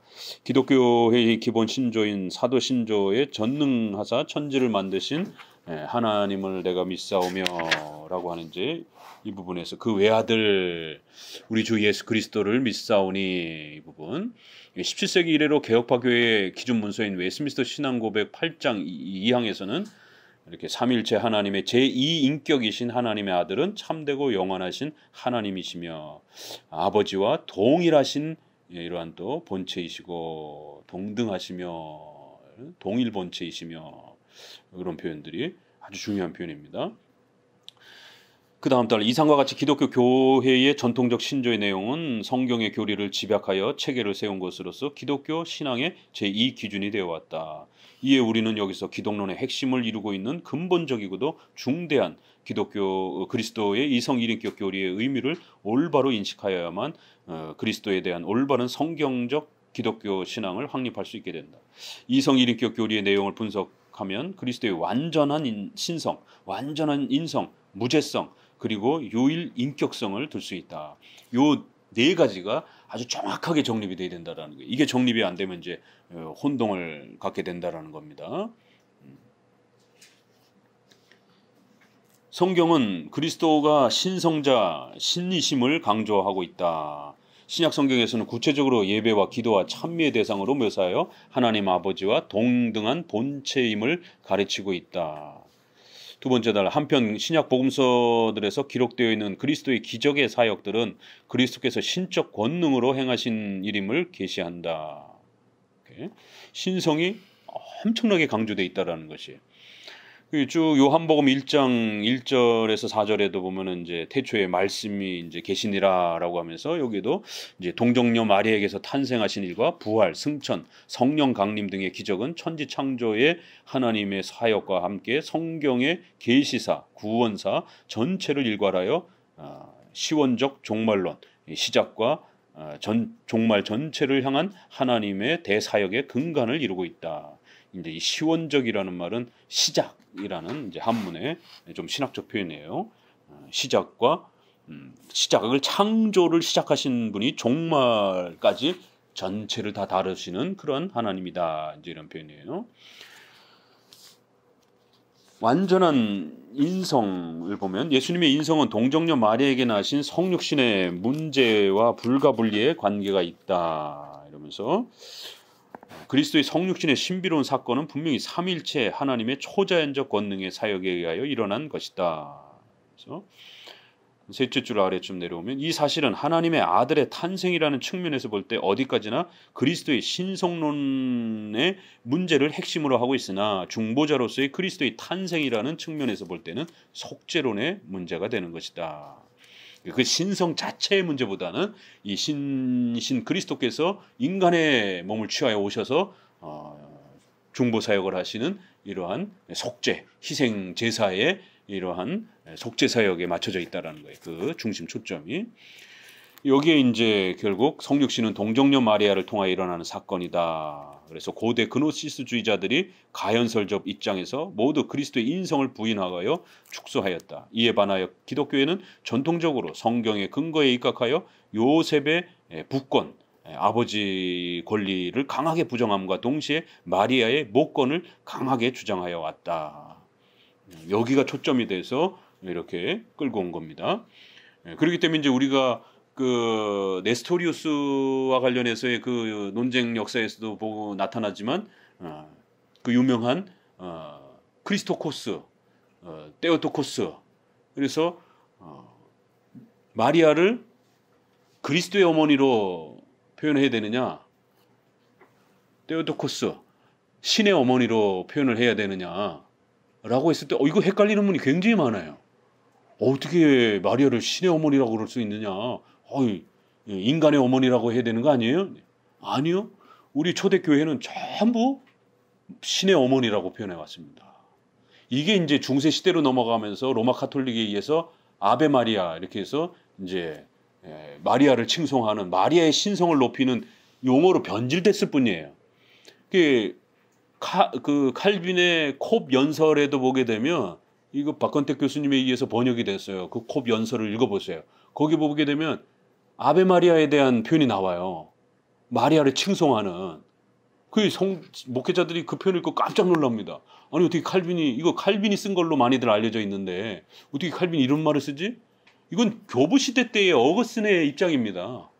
어거스틴의 입장에서는 그 시대는 네스토리우스가 예수님의 이 인성에 대한 부분을 지나치게 강조하고 신성에 대한 부분이 이렇게 공격당하면서 크리스토코스라고 하는 마리아는 인성의 어머니다라고 하는 이런 쪽을 강조하게 되는 쪽으로 넘어갑니다. 그 신성과 인성을 지나치게 분리하면서 그럴 때에 그러한 입장을 이단으로 정죄하고 예수님의 뱃속에 있었던 아기 예수님도 신이라는 거예요. 그 이제 성도들한테도 재미있는 질문이 굉장히 헷갈리는 질문이 예수님은 신이십니다. 이건 잘 이해를 해요. 그런데 마리아의 뱃속에 있는 아기 예수님은 신일까요? 이러면 주저하시는 이제 경우가 있어요. 그 주저하면 안 됩니다. 바로 0.1채널로 대답해야 돼요. 당연히 신이십니다.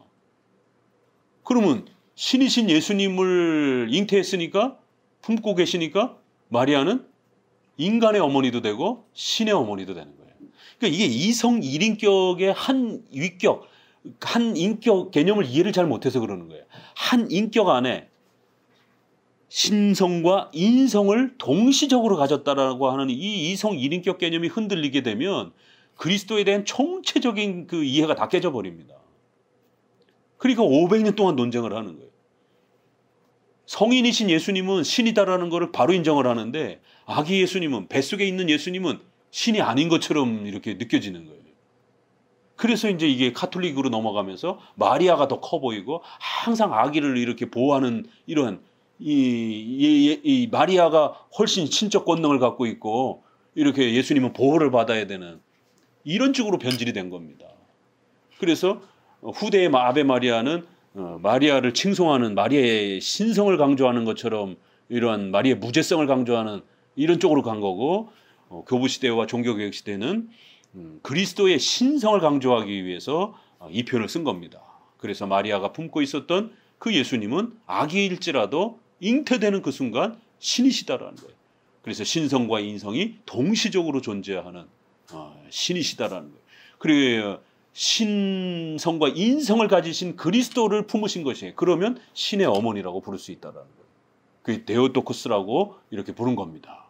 이게 굉장히 중요한 교부 시대의 논쟁이에요. 성육신이라는 말씀이 육신이 되다라는 표현이에요. 로마 카톨릭은 이거를 인카르나티오 해서 탁신, 이게 몸에 의탁했다, 약간 가연설절 느낌도 나고 몸을 이렇게 빌려 쓰다 이런 약간 느낌이 나기 때문에 우리 쪽에서는 이런 용어를 안 쓰고 성육신, 신이 인성을 취하였다, 가졌다, 취했다, 완전히 가졌다라는 이런 개념이지 빌렸다, 잠깐 사용했다 이런 개념으로 쓰게 되면 큰일 난다라는 거예요. 그는 근본 하나님의 본체신이 자기를 비워 종의 형체를 가져 사람과 같이 되었고, 이거 번역 굉장히 잘해야 됩니다. 가져, 형체를 가졌다라고 이렇게 번역을 해야 돼요. 헬라어에 보게 되면 라본 이렇게 되어 있어요. 취하다, 가지다 이렇게 표현입니다. 이것은 그리스도께서 사람의 육체를 입으신 것이 아니라 육체를 취하시고 혹은 가지시고 테이크 개념이라는 거예요. 사람과 같이 되셨다, became 개념이라는 거예요. 우리 찬송가에 참 반가운 신도여 육신을 입어 이렇게 번역이 돼 있어요. 이게 이제 성도들이 막 간증한 거를 갖다가 이렇게 작사 작곡을 하고 막 이러다 보니까 신학이 없는 거예요. 이게. 입어 이렇게 표현하면 안 됩니다. 이게 전통적으로 가연설, 이 그노시스주의자들이 예수님 신이 인간의 몸을 잠깐 빌려 쓰면서 이렇게 사용했던 가짜 몸이다, 가현설, 가짜 몸을 사용한 것이다, 진짜 몸이 아니다 이럴 때 사용했던 대표적인 표현입니다. 이것은 하나님이 변해서 사람이 되었다는 의미가 아니라 하나님의 본성은 변함없는 본성 그대로이며 또한 완전한 인성을 가지셨다는 것을 의미하는 것이다.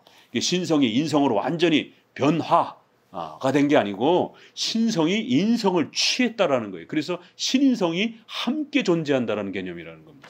그런 개념으로 써야 된다는 거예요. 이래 하나님의 두 번째 인격이신 하나님의 아들은 신성과 인성이라는 두 성품을 가진 하나의 인격이 된 거다. 인간은 하나님의 피조물로서 흙으로 지음을 받은 육체와 직접적으로 무에서 창조된 영혼으로 구성되었다. 완전한 인성이란 완전한 육체와 완전한 영혼으로 구성되어 있는 인간의 인격을 포함하는 말이다. 이제 수태, 잉태에 있어서 성령의 사역은 성육신의 유효인이 되었으며 성육신에는 수태와 탄생이라는 두 단계가 있다. 유효인, 성령의 이러한 역사가 가장 중심된 그러한 잉태의 효력의 원인이라는 것이에요. 효력의 그 능력이라는 것입니다. 그러나 이것은 자연법칙에 의한 생육과 번성의 의무와는 달리 동정녀 마리아로부터의 탄생과 하나님의 아들의 성육신이라는 기적과 신비 사건이라는 거예요. 이거 잘 이해하세요.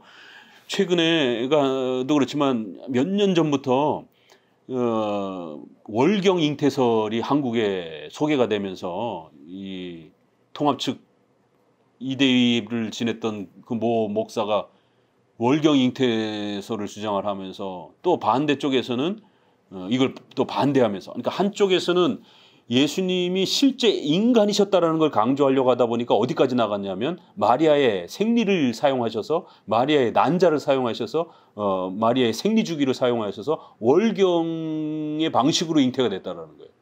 그러니까 이제 반대쪽에서는 어떻게 그렇게 표현할 수 있느냐 이러면서 이제 그런 것 없이 그냥 잉태된 거다라고 하는, 이제 그러다 보니까 한쪽에서는 너네처럼 말하면 인성이 무시된다. 또 이제 이쪽은 인성을 너무 지나치게 강조하려고 하는. 그런데 이제 문제는, 이거를 저도 쭉 조사하다가 이걸 어떻게 결론 냈나 봤더니, 조직신학회라든가 이런 그 메이저급 학회에서 월경 잉태설이 마치 전통적인 어떤 그 보수신학의 이러한 그 기독론인 것처럼 이렇게 결론을 냈더라고요. 그 유명한 이제 신학자들이, 우리가 알만한 신학자들이 참여해가지고, 이거 그렇게 이해하면 안 됩니다. 이거 큰일 납니다. 제가 그래서 다시 한번 김영주 교수님한테도 여쭤보고, 조 박사님한테도 여쭤보고 그랬을 때, 그렇게 얘기하면 큰일 난다라고. 그러면 예수님의 무죄성 개념이 훼손된다라고. 그러니까 인성을 강조하려고 하는 건 의도는 좋지만 이 논리적 필연성을 체계를 못 맞추게 되면 이쪽 강조하려고 하다가 이쪽이 망가지는 거예요. 인성 강조하려고 하다가 신성이 약화되어지는 이런 일이 벌어집니다. 예수님의 무죄성이 들어와 버려요. 그러니까 성령으로 잉태하시고 라고 하는 이 사도신조의 이 고백이 얼마나 어마어마한 고백인지를 잘 모르는 거예요. 이건 너무 자세히 설명하려고 하면 안 됩니다. 난자를 사용했는지 그 이상을 사용했는지 알 수가 없는 영역입니다. 이거는 그저 성령으로 잉태하시고 동정녀 마리아의 태, 영어에도 보게 되면은 음부 이렇게 해서 이렇게 그 영어의 자궁, 여성의 자궁, 또 바디, 몸. 이게 그 웨스트민스터 신앙 고백에서도 이 부분을 조금 그 다양화해서 표현했습니다. 또 조금 더 적극적으로 표현해 주려고. 자궁에서, 태에서, 또 마리아의 몸에서, 마리아의 본체에서, 수브스탄스라고 하는 이 그리스도께서 성부와 동일 본체다라고 하는 이런 단어에서 마리아의 그 수브스탄스, 본질, 마리아의 몸에 그 동일한 본질, 동일한 본체를 취하셨다. 인간의 몸을 동일하게 취하셨다라는 이 단어를 씁니다. 그래서 본체, 자궁, 태, 몸 이런 다양한 단어를 쓰면서 쓰지만, 그러나 자연 법칙에 의한 생육의 번성과는 다른 개념으로 써야 된다는 거예요. 만약에 마리아의 난자가 쓰여지게 되면, 그러니까 이제 여기 반대자들이 뭐라고 반격을 하냐면, 그래서 성령 정자설이 나오는 거예요. 성령으로 잉태하사가 이거를 성령 아버지설. 그래서 성령이 정자를 만들어져 가지고 난자와 정자가 결합하는 방식으로 그렇게 잉태. 이거 신성 모독적인 발언이죠. 그러니까 난자가 사용이 되면 인간의 죄성에 대한, 원죄에 대한 부분이 50%는 들어오게 되는 겁니다.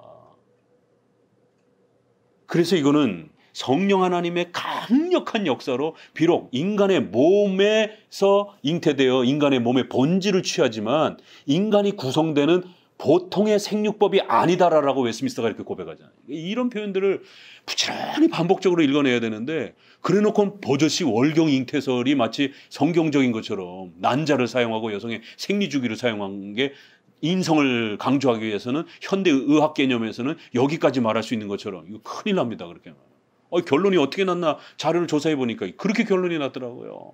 그래갖고 책까지 나왔어요. 그러니까 이게 전통적인 이 웨스민스터를 존중하지 않으니까 이 기독론의 소중한 이런 것 하나조차도 제대로 확보하지 못하는, 이 벌콥이나 바빙크 다, 박형룡 목사님이나 조 박사님도 다 이렇게, 이건 자연법칙의 개념으로 접근하면 안 된다라는 거예요. 이거는 신비로운 성령 하나님의 역사에 의해서 그 성육신의 기적과 신비의 사건으로 그렇게 둬야 되는 거예요. 그래서 보통의 생육법이 아닌, 비록 마리아의 몸에서 배가 불러가면서 아이가 자라가는 그 과정은 분명히 동일하지만, 그러나 정자와 난자가 만나는, 그렇게 되면 원죄가 전가가 되는 그러한 그 인간의 유전적 그 생육법이 아니라는 거예요. 이건 아주 특별한 방식으로 성령의 초자연적인 역사에 의해서 인간의 원죄가 강력하게 막을 수 있기 위해서는 일반적 생육법이 되면 안 되는 겁니다. 그래서 특별한 생육법이 들어온 거예요. 그래서 굳이 난자정자 개념으로 끌고 가지 않아도 되는 겁니다. 특별한 생육법을 사용하신 거고, 그럼에도 불구하고 인간과 동일한 몸이 되어야 되기 때문에 마리아의 본체, 마리아의 몸을 가지고 태어나셔야 되는 거예요. 그렇게 해서 자연 법칙에 의한 번성이 아닌 것과 그럼에도 불구하고 인간의 몸을 취하여 동정녀 마리아로부터, 마리아의 몸으로부터, 본체로부터 하나님의 아들 성육신이라는 기적과 신비의 사건이 이 동시적으로 이해되어야 되는 거예요. 그리스도의 동정녀 탄생은 이교에서 말하는 신인 결혼 신화와 같은 이야기가 아닙니다. 이 성령 정자설, 성령 아버지설 이렇게 가게 되면 이거 신인이 결혼하는 거예요. 옛날에도 다 있었던 겁니다. 그리고 그리스도는 성령과 마리아 사이에서 생긴 아들이 아니며, 이게 벌써 옛날에 있었던 거예요. 그러니까 조직신학에서 벌써 이 나오는데 이거를 그런 식으로 난자를 사용해서 월경 잉태설을 그렇게 주장을 하더라고요. 너무 놀랐어요. 성령이 낳은 아들이 아니다. 성령은 하나님의 영이신 동시에 그리스도의 영이시다. 성령은 하나님의 아들이 육신이 탄생하도록 권능을 나타내셨다. 이렇게 아들을 낳으리니 이름을 예수라 하라 이러면서 성령의 권능에 의하여 이렇게 태어나신 하나님의 아들이라는 표현이 복음서에 나온다라는 거예요. 벨기에 신앙 고백에도 참 인간의 영혼도 가지심으로써 참 사람이 되셨다. 그리스도께서 어머니의 인간의 육체를 취하셨다는 것을 부인하는 제세례파 이단에 대하여 반대하며, 그리스도께서 마리아의 자녀들의 살과 피를 함께 가지셨다는 것을 우리는 믿는다. 이렇게 그리스도는 완전한 사람이다라고 이렇게 고백을 합니다. 자, 그럼에도 불구하고 그리스도께서 우리와 똑같은 죄인인 개념으로서의 인간처럼 이해하면 큰일 난다라는 거예요. 그래서 무죄성에 대한 개념까지 가야 된다라는 거예요. 그리스도의 인성이 완전하다고 주장하는 또 하나의 이유는 그리스도의 무죄성이다. 웨스민스터 신앙고백 8장 3항에 다음과 같이 주 예수는 이와 같이 신성과 결합된 그의 인성에 있어서 한량없이 성령으로 성화되고, 이렇게 성령으로 성화되고, 그리고 기름 부음 받아 그의 안에 지혜와 지식의 모든 보화가 있고, 아버지께서는 그리스도 안에 모든 충만함이 있고 거룩하고 흠과 더러움이 없으며 은혜와 진리가 충만한 분이다. 이렇게 표현합니다. 죄는 없으시다라고 이렇게 칼케토 신조가 직접적으로 죄가 없으시다 이렇게 표현했고요. 그 다음 달라 그러므로 신성에 있어서 무죄성의 문제는 논할 여지가 없는 것이다. 무죄성의 문제는 어디까지나 인성의 문제이다. 루이스 벌콥은 그리스도의 무죄성을 입증하는 성구를 다음과 같이 열거하고 있다. 누가복음 1장 35절, 히브리서 4장 15절이 가장 유명하죠. 우리와 동일하시되 죄는 없으시다 이런 표현. 그는 예수님의 무죄성을 논술함에 있어서 성령의 이중적 사역을 지적하였다. 첫째, 성령의 초자연적 활동은 그리스도가 마리아의 태에 수태되는 유효인이며 인간적 행위의 유효인이 될 만한 요소를 제거하였다. 그래서 인간의 이러한 난자와 생리활동과 인간의 아버지 요셉이 참여할 수 있는 모든 부분, 그리고 요셉은 아예 접근을 못 시킨 거고요. 그리고 마리아의 조차에 있어서도 마리아의 그런 일반적 잉태에 대한 부분들을 그렇게 제거한 겁니다. 성령의 이러한 초자연적 사역은 예수 그리스도의 인성을 수태 당초에 이미 성화시켰으며 죄의 오염으로부터 자유롭게 하였을 뿐만 아니라 전 생애를 통하여 시종일관하게 지속적으로 성화케 하였다. 전 생애 동안에도 예수님은 우리랑 배고픔은 느끼지만 그렇게 시기 질투로 양식을 도적질로 빼앗고자 하는 그런 갈등을 느끼는 건 아니에요. 예수님 우리랑 동일하다라고 해서 우리가 죄를 갈등을 느끼면서까지 시험을 이기는 것처럼 이렇게 말하면 안 된다라는 겁니다. 그러면 이제 반대쪽이 그러면 예수님의 시험이 가짜 아니냐, 이제 이것 때문에 그러는 거예요. 그러나 그 시험이라고 하는 것은 우리와 같이 죄를 짊어진 상태에서 시험을 받는 것으로만 꼭 이해할 필요는 없는 겁니다. 예수님의 시험은 우리 인간이 겪는 그 아픔과 괴로움, 그러한 고통들을 충분히 겪으셨기 때문에 우리랑 동일한 시험을 받으셨다라고 말할 수 있는 거예요. 그렇다고 해서 죄인처럼 시험을 받을 필요는 없는 겁니다. 그러니까 이런 부분에서 인성에 한정해가지고 이렇게 지나치게 이해를 하려고 하다 보니까 예수님이 시험 받으셨으면 우리랑 똑같이 단순한 고통이 아니라 죄의 갈등을 느끼면서 고통을 받아야 되지 않느냐, 이렇게 되면 예수님의 무죄성의 개념이 깨진다라는 겁니다.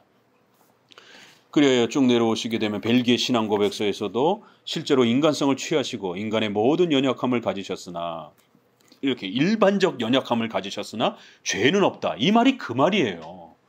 그러면서 자꾸 신조에 어디 있느냐라고. 아니 여기 있습니다. 예수님이 시험을 받으시되 우리와 동일하게 시험 받으셨지만 죄의 갈등은 느끼지 않는 방식으로 시험을 받으셨다를 이렇게 줄여놓은 겁니다. 그러니까 이 구절을 읽고도 이해를 못하는 거예요. 거듭거듭 설명했는데도 자꾸 대반복해서 질문을 하셔요. 이해가 안 됐기 때문에 그런 거예요. 이게 그 표현입니다. 우리랑 동일한 연약함을 가지셨으나 죄의 갈등을 느끼면서 그렇게 동일함을 느끼는 방식은 아니라는 거예요. 죄는 없으시고 인간의 방법이 아닌 성령의 능력으로 말미암아 복받은 동정녀 마리아의 태에 잉태되셨다. 이렇게 마리아의 태에서 몸에서 이상과 같은 의미에서 그리스도의 인성은 죄인의 인성과는 다르다. 이거 한 줄도 어마어마한 표현입니다. 그리스도의 인성은 우리 인간과 동일한 인성이에요. 그렇지만 죄인과 같은 인성의 동일함은 아니에요. 그걸 착각하시면 안 됩니다. 그리스도의 인성은 죄인의 인성과는 달라요. 다시 말하면 그리스도의 인성에 있어서는 죄를 제외하고는 모든 인간과 동일하지만 죄를 포함시켜서 볼 때는 우리 인성과 다른 분이다라는 거예요. 칼빈도 이 표현을 씁니다. 히브리서 4장 15절을 쓰면서 그리스도의 인성의 신비로움 이렇게 표현하면서 그리스도의 인성은 우리랑 동일한 몸이지만 그럼에도 불구하고 우리와 동일하지 않은 몸이다. 이런 표현을 써요. 아주 멋있게. 그걸 조직신학에서 이렇게 풀어주는 겁니다. 죄를 포함하여서는 우리랑 다른 몸이라는 거예요. 죄를 제거하면 우리랑 동일한 몸이라는 거지. 그러니까 칼케톤 신조와 웨스민스터 신조의 또 신앙 고백 안에 또 사도 히브리서 4장 15절에 죄는 없으시다라는 개념을 이게 무슨 의미인가는 조직신학 책을 통해서 설명, 해설을 봐야 된다라는 거예요. 이게 너무 압축되어서 표현되어 있다 보니까 인격의 유일성, 우리는 이미 예수 그리스도의 인격의 유일성을 이해함에 있어서 전제가 되는 교리를 살펴봤. 그리스도의 유일 인격성은 하나님의 삼일체성과 직접적인 관계에서 이해해야만 하는 기독론의 가장 근본적인 문제다. 전자는 한 본질, 하나님이 세 인격으로 존재한다는 사실이며 후자는 한 인격 속에 두 성이 결합하여 존재한다는 사실이다. 세 인격, 삼일체에서는 세 인격을 말하는 거고 그리스도와 관련해서는 한 인격을 말하는 겁니다. 두 인격을 말하게 되면 큰일 납니다. 예수 그리스도는 삼일체 하나님의 제2 인격으로서 하나님의 인격이시며 하나의 인격이시며 하나님의 아들이시며 또한 사람이시다. 즉 신, 인 이렇게 표현하는 거예요. God, man 이렇게 표현하는 거예요. 예, 중간점을 찍고 신, 중간점, 인 이렇게 이걸 하나님과 인간, and로 표현하지 않는 거예요. 이런 게 다 신학 훈련입니다. 이라고 말하지 않는다. 히라보식으로 표현하면 이렇게 데오스, 안트로포스 이렇게 신학적으로 인격적 결합 또는 이러한 하이포타틱 유니온이라는 용어를 사용합니다. 볼코프는 그리스도의 이성 일인격 교리를 올바로 이해하려면 nature, 성에 대한 부분과 인격, person이라는 용어의 의미를 분명히 알아야 한다라고 이제 구별해 줍니다. 성이라는 용어는 하나의 사물이 되도록 하는 것으로서 그 사물의 본질적 특성 전체를 총괄하는 그런 개념입니다. 인격이라는 용어는 본질적으로 이 성을 가지고 있는 하나의 완전한 실체로서 그 자신의 행위에 대하여 반드시 책임을 질 수 있는 하나의 주체를 의미하는 겁니다. 그래서 신성, 인성을 말할 때에 이 성이라는 이것은 결국 본질적 그 특성을 말하는 것이고 인격, 그리스도께서 한 인격을 가지셨다라고 말했을 때는 본질적으로 그 이성을 가지고 있는 하나의 완전한 실체, 주체를 말한다는 거예요. 인격성은 하나의 성의 본질적임의 완전한 하나의 구성 부분이 아니라 이를테면 하나의 성이 지향하고 있는 종점입니다. 하나의 인격은 어떤 것이 부가된 하나의 성입니다. 즉 독립된 개체적 인격이며 나눌 수 없는 개체입니다. 그래서 인격성 이렇게 이런 단어 personality라는 이런 부분과 또 하나의 인격 이렇게 표현할 때 차이가 있다라는 거예요. 이에 로고스는 인성을 취하였으나 독자적으로 인격화하지 않았으며 독자적으로 존재하지 않는다라는 거예요. 이와 같은 의미에서 그리스도의 신성은 하나의 속성 전체를 총칭하는 개념이며 그리스도의 인성은 인간의 속성 전체를 총칭하는 개념입니다. 이게 다 중요한 그런 아주 핵심적 표현입니다. 로고스로서의 하나님의 아들은 영원부터 삼일체 하나님의 제2인격으로서 하나의 인격이십니다. 그리스도의 근본 실체는 신적 인격이지만 인성을 취하고 성육신 하심으로써 이성 1인격이 되셨습니다.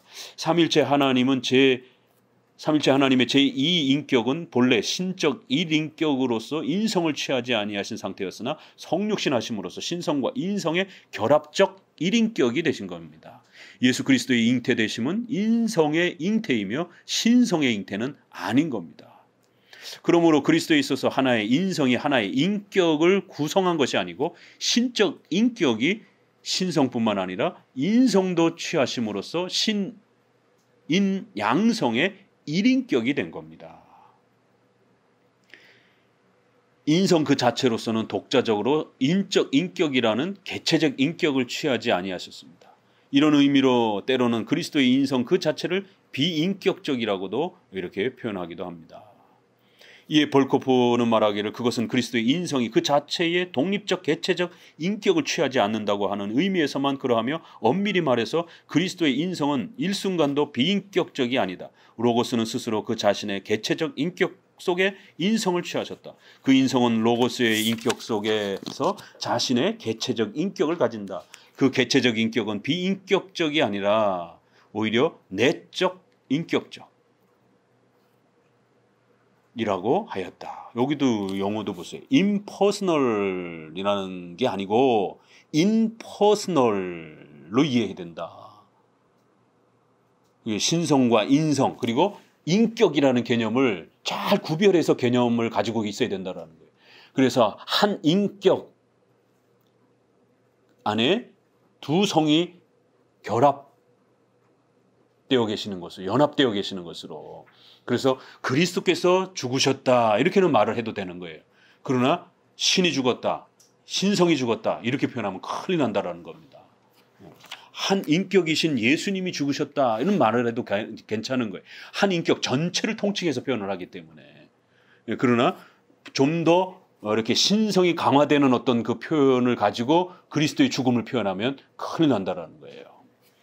어떻든 중보자이신 구주 예수 그리스도의 유일 인격은 성령의 권능에 의하여 가운데 좀 양성의 결합을 이루었으며 그리스도의 인성의 인격성과 신성의 결합은 삼일체 하나님의 제2인격이신 하나님의 아들의 인격 속에 그 근거를 두고 있는 것이다.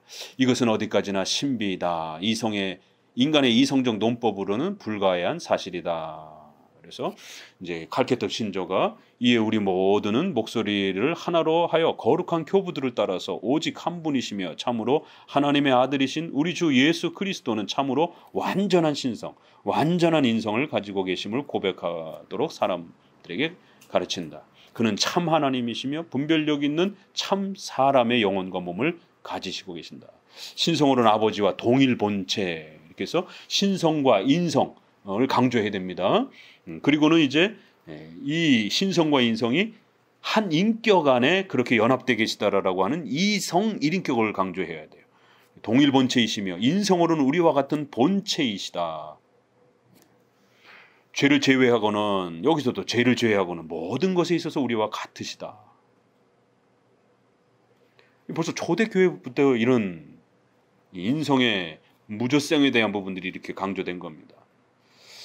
그리고 유일하시며 하나님의 아들이시며 주님이시며 독생자이신 그리스도 바로 그는 두 성품으로 혼합되지 아니하며 불변하시며 나누이지 아니하시며 분리되지 아니하시는 것을 인정한다. 그래서 이것은 이렇게 섞인다든가 이렇게 분리되지 않는 두 개를 강조한 거예요. 그래서 혼합 그 다음에 이렇게 혼동 체인지 이런 식으로 이해하면 안 되고 또 이렇게 분할, 나누거나 분리 이 개념으로 쓰면 안 된다라는 것이에요. 그래서 한 인격 개념을 쓸 때 이렇게 쓰면 안 된다라는 거예요. 두 성이 섞여 있는 것처럼 자꾸 이렇게 표현하면 안 되고 두 성이 따로따로 이렇게 활동하시는 것처럼 이렇게 표현해도 안 된다라는 거예요. 이제 이런 부분들이 초대교회 내 이단, 신성을 부정하는 아리우스, 인성을 부정하는 아폴리네리오스, 그 다음에 신인성의 한 인격을 부정했던 이성, 이인격을 주장했던 네스토리우스, 그 다음에 한 인격 안에 결합되어 있는 걸 이해를 못했던 유티커스. 그래서 섞인 것처럼 제3의 성이 된 것처럼, 그래서 인성의 편제가 되는 것처럼, 이 루터가 결국에는 공제설을 말할 때 성찬, 이게 교회론으로 넘어갑니다. 그래서 결국 인성이 편제되는 것처럼 이렇게 오해가 돼버리는 이제 이런 일들이 벌어집니다. 그리하여 종교개혁자들이 루터의 공제설을 철저하게 막은 겁니다. 왜냐하면 기독론까지 깨지기 때문에. 넘겨보시면 그리스도 가로 1번 되어 있는 것에서 이제 결국 정리를 해보면, 그리스도는 한 사람의 남자 또는 한 사람의 인격을 가지고 있는 것뿐만 아니라 인간성을 가지고 있다. 가로 두 번째, 그는 물질적인 육체와 참된 인간의 영혼뿐만 아니라 본질적으로 인간의 속성을 가지고 계신다. 그의 고난은 육신과 영혼의 양면성을 가지고 있는 인간의 연약함을 의미한다. 그렇다고 해서 죄인처럼 갈등하는 것처럼 이렇게 그리스도의 시험을 이해하면 안 된다는, 이 조직신학에서 이미 다 다룬 거예요. 그 조금 읽어보시게 되면, 그러므로 그리스도의 고난은 우리들의 그것과 같은 것이긴 하여도 결코 자기 억제가 되지 않는다든지 악으로 기울어지는 성향의 것이 아니다. 이 벌코, 박형령, 바빙크에 다 설명되어 있습니다. 이 조직신학 공부를 안 하니까 자꾸 그리스도의 그 무죄성에 대해서 제가 그리스도의 시험은 진짜 시험인가 가짜 시험인가 이렇게 해서 칼럼을 한번 써놨어요. 거기에 대해서 굉장히 많이 질문들을 하더라고요, 이게 교육자들이. 목사님처럼 이야기하면 그리스도의 시험이 가짜가 되는 거 아닙니까? 저는 논리적 필요성에서 그리스도의 무죄성을 우선시하면서 시작을 하는 거고, 저분들은 그리스도의 시험의 진짜성을 더 강조하려면서 시작하다가 그리스도의 죄인처럼 그리스도께서 죄를 갈등하는 것처럼 신성 모독적인 형태로 그리스도께서 죄가 있는 것처럼 본의 아니게 그렇게 설명하게 가는 논리성을 갖추게 된다는 거예요. 그랬을 때 칼케톤 신조부터 초대교회 때, 종교개혁 때 웨스민스터는 그 논리성에 있어서 우선성을 그리스도의 무죄로부터 출발하라는 거예요. 그리고는 그리스도의 연약함은 죄를 제거하고 우리와 동일한 방식으로 연약함을 경험하시는 그런 선으로만 멈춰야 된다는 거예요. 그 그리스도의 시험의 그 갈등을 어디까지냐라고 파고들어서는 안 된다는 겁니다. 그건 신비의 영역의 부분으로서 우리가 머물러 서야 된다는 거예요. 가로 3번, 1인격의 양성 결합이란 하나님의 아들의 인격이 그의 인성에까지 미치고 있다는 사실이다. 가로 4번, 그리스도의 인성은 하나님의 아들이신 로고스의 인격 이외에 별개의 인격을 가지고 있는 것이 아닙니다. 이렇게. 그러나 그리스도의 인성의 경우만은 이와 같은 의미의 개인적 인격은 없고 신적 인격과 결합되어 있는 것입니다. 가로 5번, 이 인격적 결합은 본질의 결합이 아니므로 삼위일체에 있어서 삼위의 일체성과는 다릅니다. 삼위격은 한 인격이 그렇게 결합되어 있는 거예요. 그렇지만 그리스도의 이성은 그런 식의 개별적 존재가 한 인격 안에 두 존재가 결합되어 있는 게 아니에요. 두 성질이 한 존재 안에 그렇게 계시는 겁니다. 이게 차이가 있다는 거예요. 이것은 본질과 능력의 결합이 아닙니다. 또한 본질과 본질의 결합도 아니며 능력과 물질의 결합도 아닙니다. 그리스도와 신자의 신비적 결합도 아닙니다. 예전적 일치도 아닙니다. 인격의 결합입니다. 이거 아주 하나하나 굉장히 어려운 설명들입니다. 잘 구별해서 이해해야 돼요. 가로 6번, 이 인격적 결합의 결과는 세 가지 점에서 나타나고 있습니다. 첫째, 유일하고 독특한 인격으로서 두 속성을 가지고 있다. 둘째, 그리스도의 인성은 보통 사람의 인성보다 존귀한 것입니다. 셋째, 신적 인간의 행위, 즉 신인의 행위로서의 양성의 협력이 나타납니다. 가로 7번, 양성이 유일 인격에 있어서 행위하심으로 어느 쪽 성이 주연을 하고 있을지라도 모든 행위는 유일하신 분의 행위라고 볼 수 있습니다. 그래서 이제 사도행전에 하나님이 자기 피로 사신 교회라는 이러한 표현을 사용하고 있는 것입니다. 이런 경우는 주격과 주사, 빈사, 주격과 술부의 관계는 문자 그대로 진실한 것입니다. 이거는 문자 그대로 신비를 말하고 있으며 그 근저에는 이 인격적 결합의 사실이 존재하고 있는 겁니다. 웨스트민스터 신앙고백에서도 이게 신성의 이 신성과 인성의 연합의 교류 때문에 그렇다라는 것이에요. 이 루터파는 이거를 인성의 편재적 교류, 신성과 인성이 섞이는 형태의 속성 교류론을 주장하지만 우리는 각각의 속성을 고유하게 가지고 계시면서도 한 인격 안에 있기 때문에 어마어마한 그러한 교류를 하신다라는 거예요. 그래서 하나님이 그리스도께서 자기 피로 사신 교회라고 표현할 수도 있고 또 인성이 신성처럼 그렇게 다하신다라고도 표현하실 수 있다라는 거예요. 왜? 신성이 인성처럼 표현하고 인성이 신성처럼 표현하신다라는 거예요. 한 인격 안에 계시기 때문에 얼마든지 그 속성이 연합된 교류를 그래서 반대편의 속성처럼 그렇게 표현하시기도 한다라는 거예요. 그렇지만 한 인격 안에 계시기 때문에 모두 다 그리스도의 표현이라는 거예요. 신약 복음서에서는 이게 막 자유롭게 막 쏟아져 나옵니다. 그러니까 이제 굉장히 헷갈리는 거죠, 이게 체계가 안 정리되어 있고 논리적 필연성에 우선성이 확립이 안 돼 있으면 한쪽으로 치우쳐가지고 막 설명을 하게 됩니다.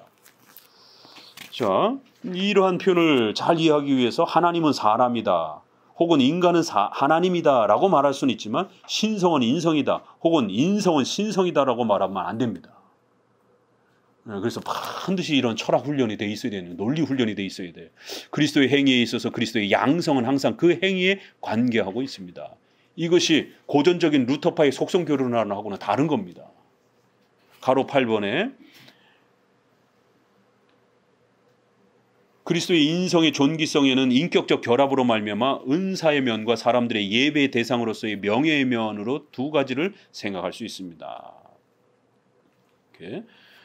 가로 9번에 들어가서 그리스도의 인성이 가지는 능력은 천사의 이상의 것으로서 기적을 행할 수 있지만 기적을 행하는 능력은 로고스의 것으로서 그리스도의 인성은 쓰임받는 자의 입장에 지나지 않습니다. 가로 10번 인격적 결합으로 말미암아 그리스도의 명예는 인성이 예배의 대상이 되었다고 하는 사실입니다. 11번 결과적으로 유일 인격의 행위에는 양성의 협력이 있다는 사실입니다. 양성의 협력 안에서 첫째 작은 부분을 보면 10개월 동안 태 안에서 육성되어 탄생되었다는 사실. 둘째는 그리스도의 탄생은 정확하게 말해서 그리스도의 인성의 탄생이 아니라 인격의 탄생입니다. 그러므로 하나님의 아들의 탄생은 영원부터의 탄생과 시간 속에서의 탄생이라는 이중성이 있습니다. 후자는 마리아로부터의 탄생을 의미합니다. 아들됨도 이중적입니다. 아버지의 아들이며 또한 마리아의 아들입니다. 신성의 어머니시다. 신의 어머니시다라고 이렇게 말할 수 있는 것이에요. 셋째, 그러나 두 아들은 아닙니다. 또한 두 인격도 아닙니다. 그러므로 마리아를 그리스도의 어머니라고 하게 되면 또한 하나님의 어머니라고도 일컫게 됩니다. 네스토리우스는 바로 이걸 부정한 거라는 것입니다. 이렇게 정도만 이해합시다. 그래서 요 네 이단들의 변형 형태들이 한국교회 안에 또다시 계속 변형되면서 등장을 합니다. 그래서 반드시 칼케톤 신조의 이 기초 내용을 통해서 신성, 인성, 한인격, 그리고 또 한인격 안에 양성의 고유성, 이 부분들이 잘 이해되어야 됩니다. 이 서신서에도 보게 되면 인성을 높이는 표현이 굉장히 복잡하게 표현되어 있어요. 인성이 높아지는 게 이렇게 마치 신성화된 것처럼도 이렇게 막 표현되어 있고, 그렇지만 그거를 문자 그대로 그리스도의 편재가 된 것, 그리스도의 인성이 편재된 것처럼, 인성이 없어진 것처럼 이렇게 이해하게 되면 이제 교회론과 성찬론에 가서 심각해지게 됩니다. 그래서 이런 기본 기독론의 체계를 잘 구축하고 있어야 서신서나 복음서에서 표현하는 그 인성을 굉장히 다양하게 표현하는 이런 복잡한 표현들을 아주 정확하게 표현할 수 있다는 것이죠. 또 요한복음에도 보게 되면 예수님이 그 표현하는 그런 다양한 복잡한 그런 표현들도 역시 마찬가지. 나는 너희와 함께 있겠다. 나는 곧 너희와 함께 있지 않을 것이다. 이런 표현들도 나를 만지지 말라. 어떨 땐 또 만져라. 도마한테는 만져봐라 이랬다가 또 마리아하고 그 여자분들한테는 만지지 말라. 도대체 뭘 말하는 건가? 왜 만지지 못하게 하는 건가? 내가 너희 안에 너희가 내 안에 이럴 때 그게 인성이 우리 안에 계시다라는 말인가? 14장 15장 내가 곧 떠나갈 것이다라고 이렇게 그렇지만 보혜사 성령이 너희와 다시 함께 있을 것이다. 그러니까 제자들이 그럼 우리랑 영원히 동행하신다라고 그랬는데 영원히 안 계시는 것입니까? 이렇게 묻는 거예요. 가신다, 오신다 이런 표현들을 자꾸 쓰시는 거예요. 그러니까 이제 신성도 없는 것처럼 이제 막 이렇게 오해가 되어지게 되고 또 우리 안에 계시다 그러니까 인성이 우리 안에 계시는 것처럼 막 이렇게 또 오해를 하게 되고 인성은 우리 안에 있을 수가 없죠. 인성은 고유하게 이렇게 물질적 존재인데 그래서 이러한 부분들을 총체적으로 기독론을 정확하게 잘 정립을 해야 그 다음에 이제 구원론으로서 우리가 예수님을 영접한다라고 했을 때 예수님을 환상 속에서 본다든가 예수님을 꿈에서 손을 만진다든가 이런 개념이 아니라는 것이죠. 예수님의 신인성은 그런 개념으로 우리에게 다가오는 게 아니다라는 것이죠. 그래서 오늘은 기독론의 첫 부분으로서 이렇게 한번 맞춰봅니다. 감사합니다.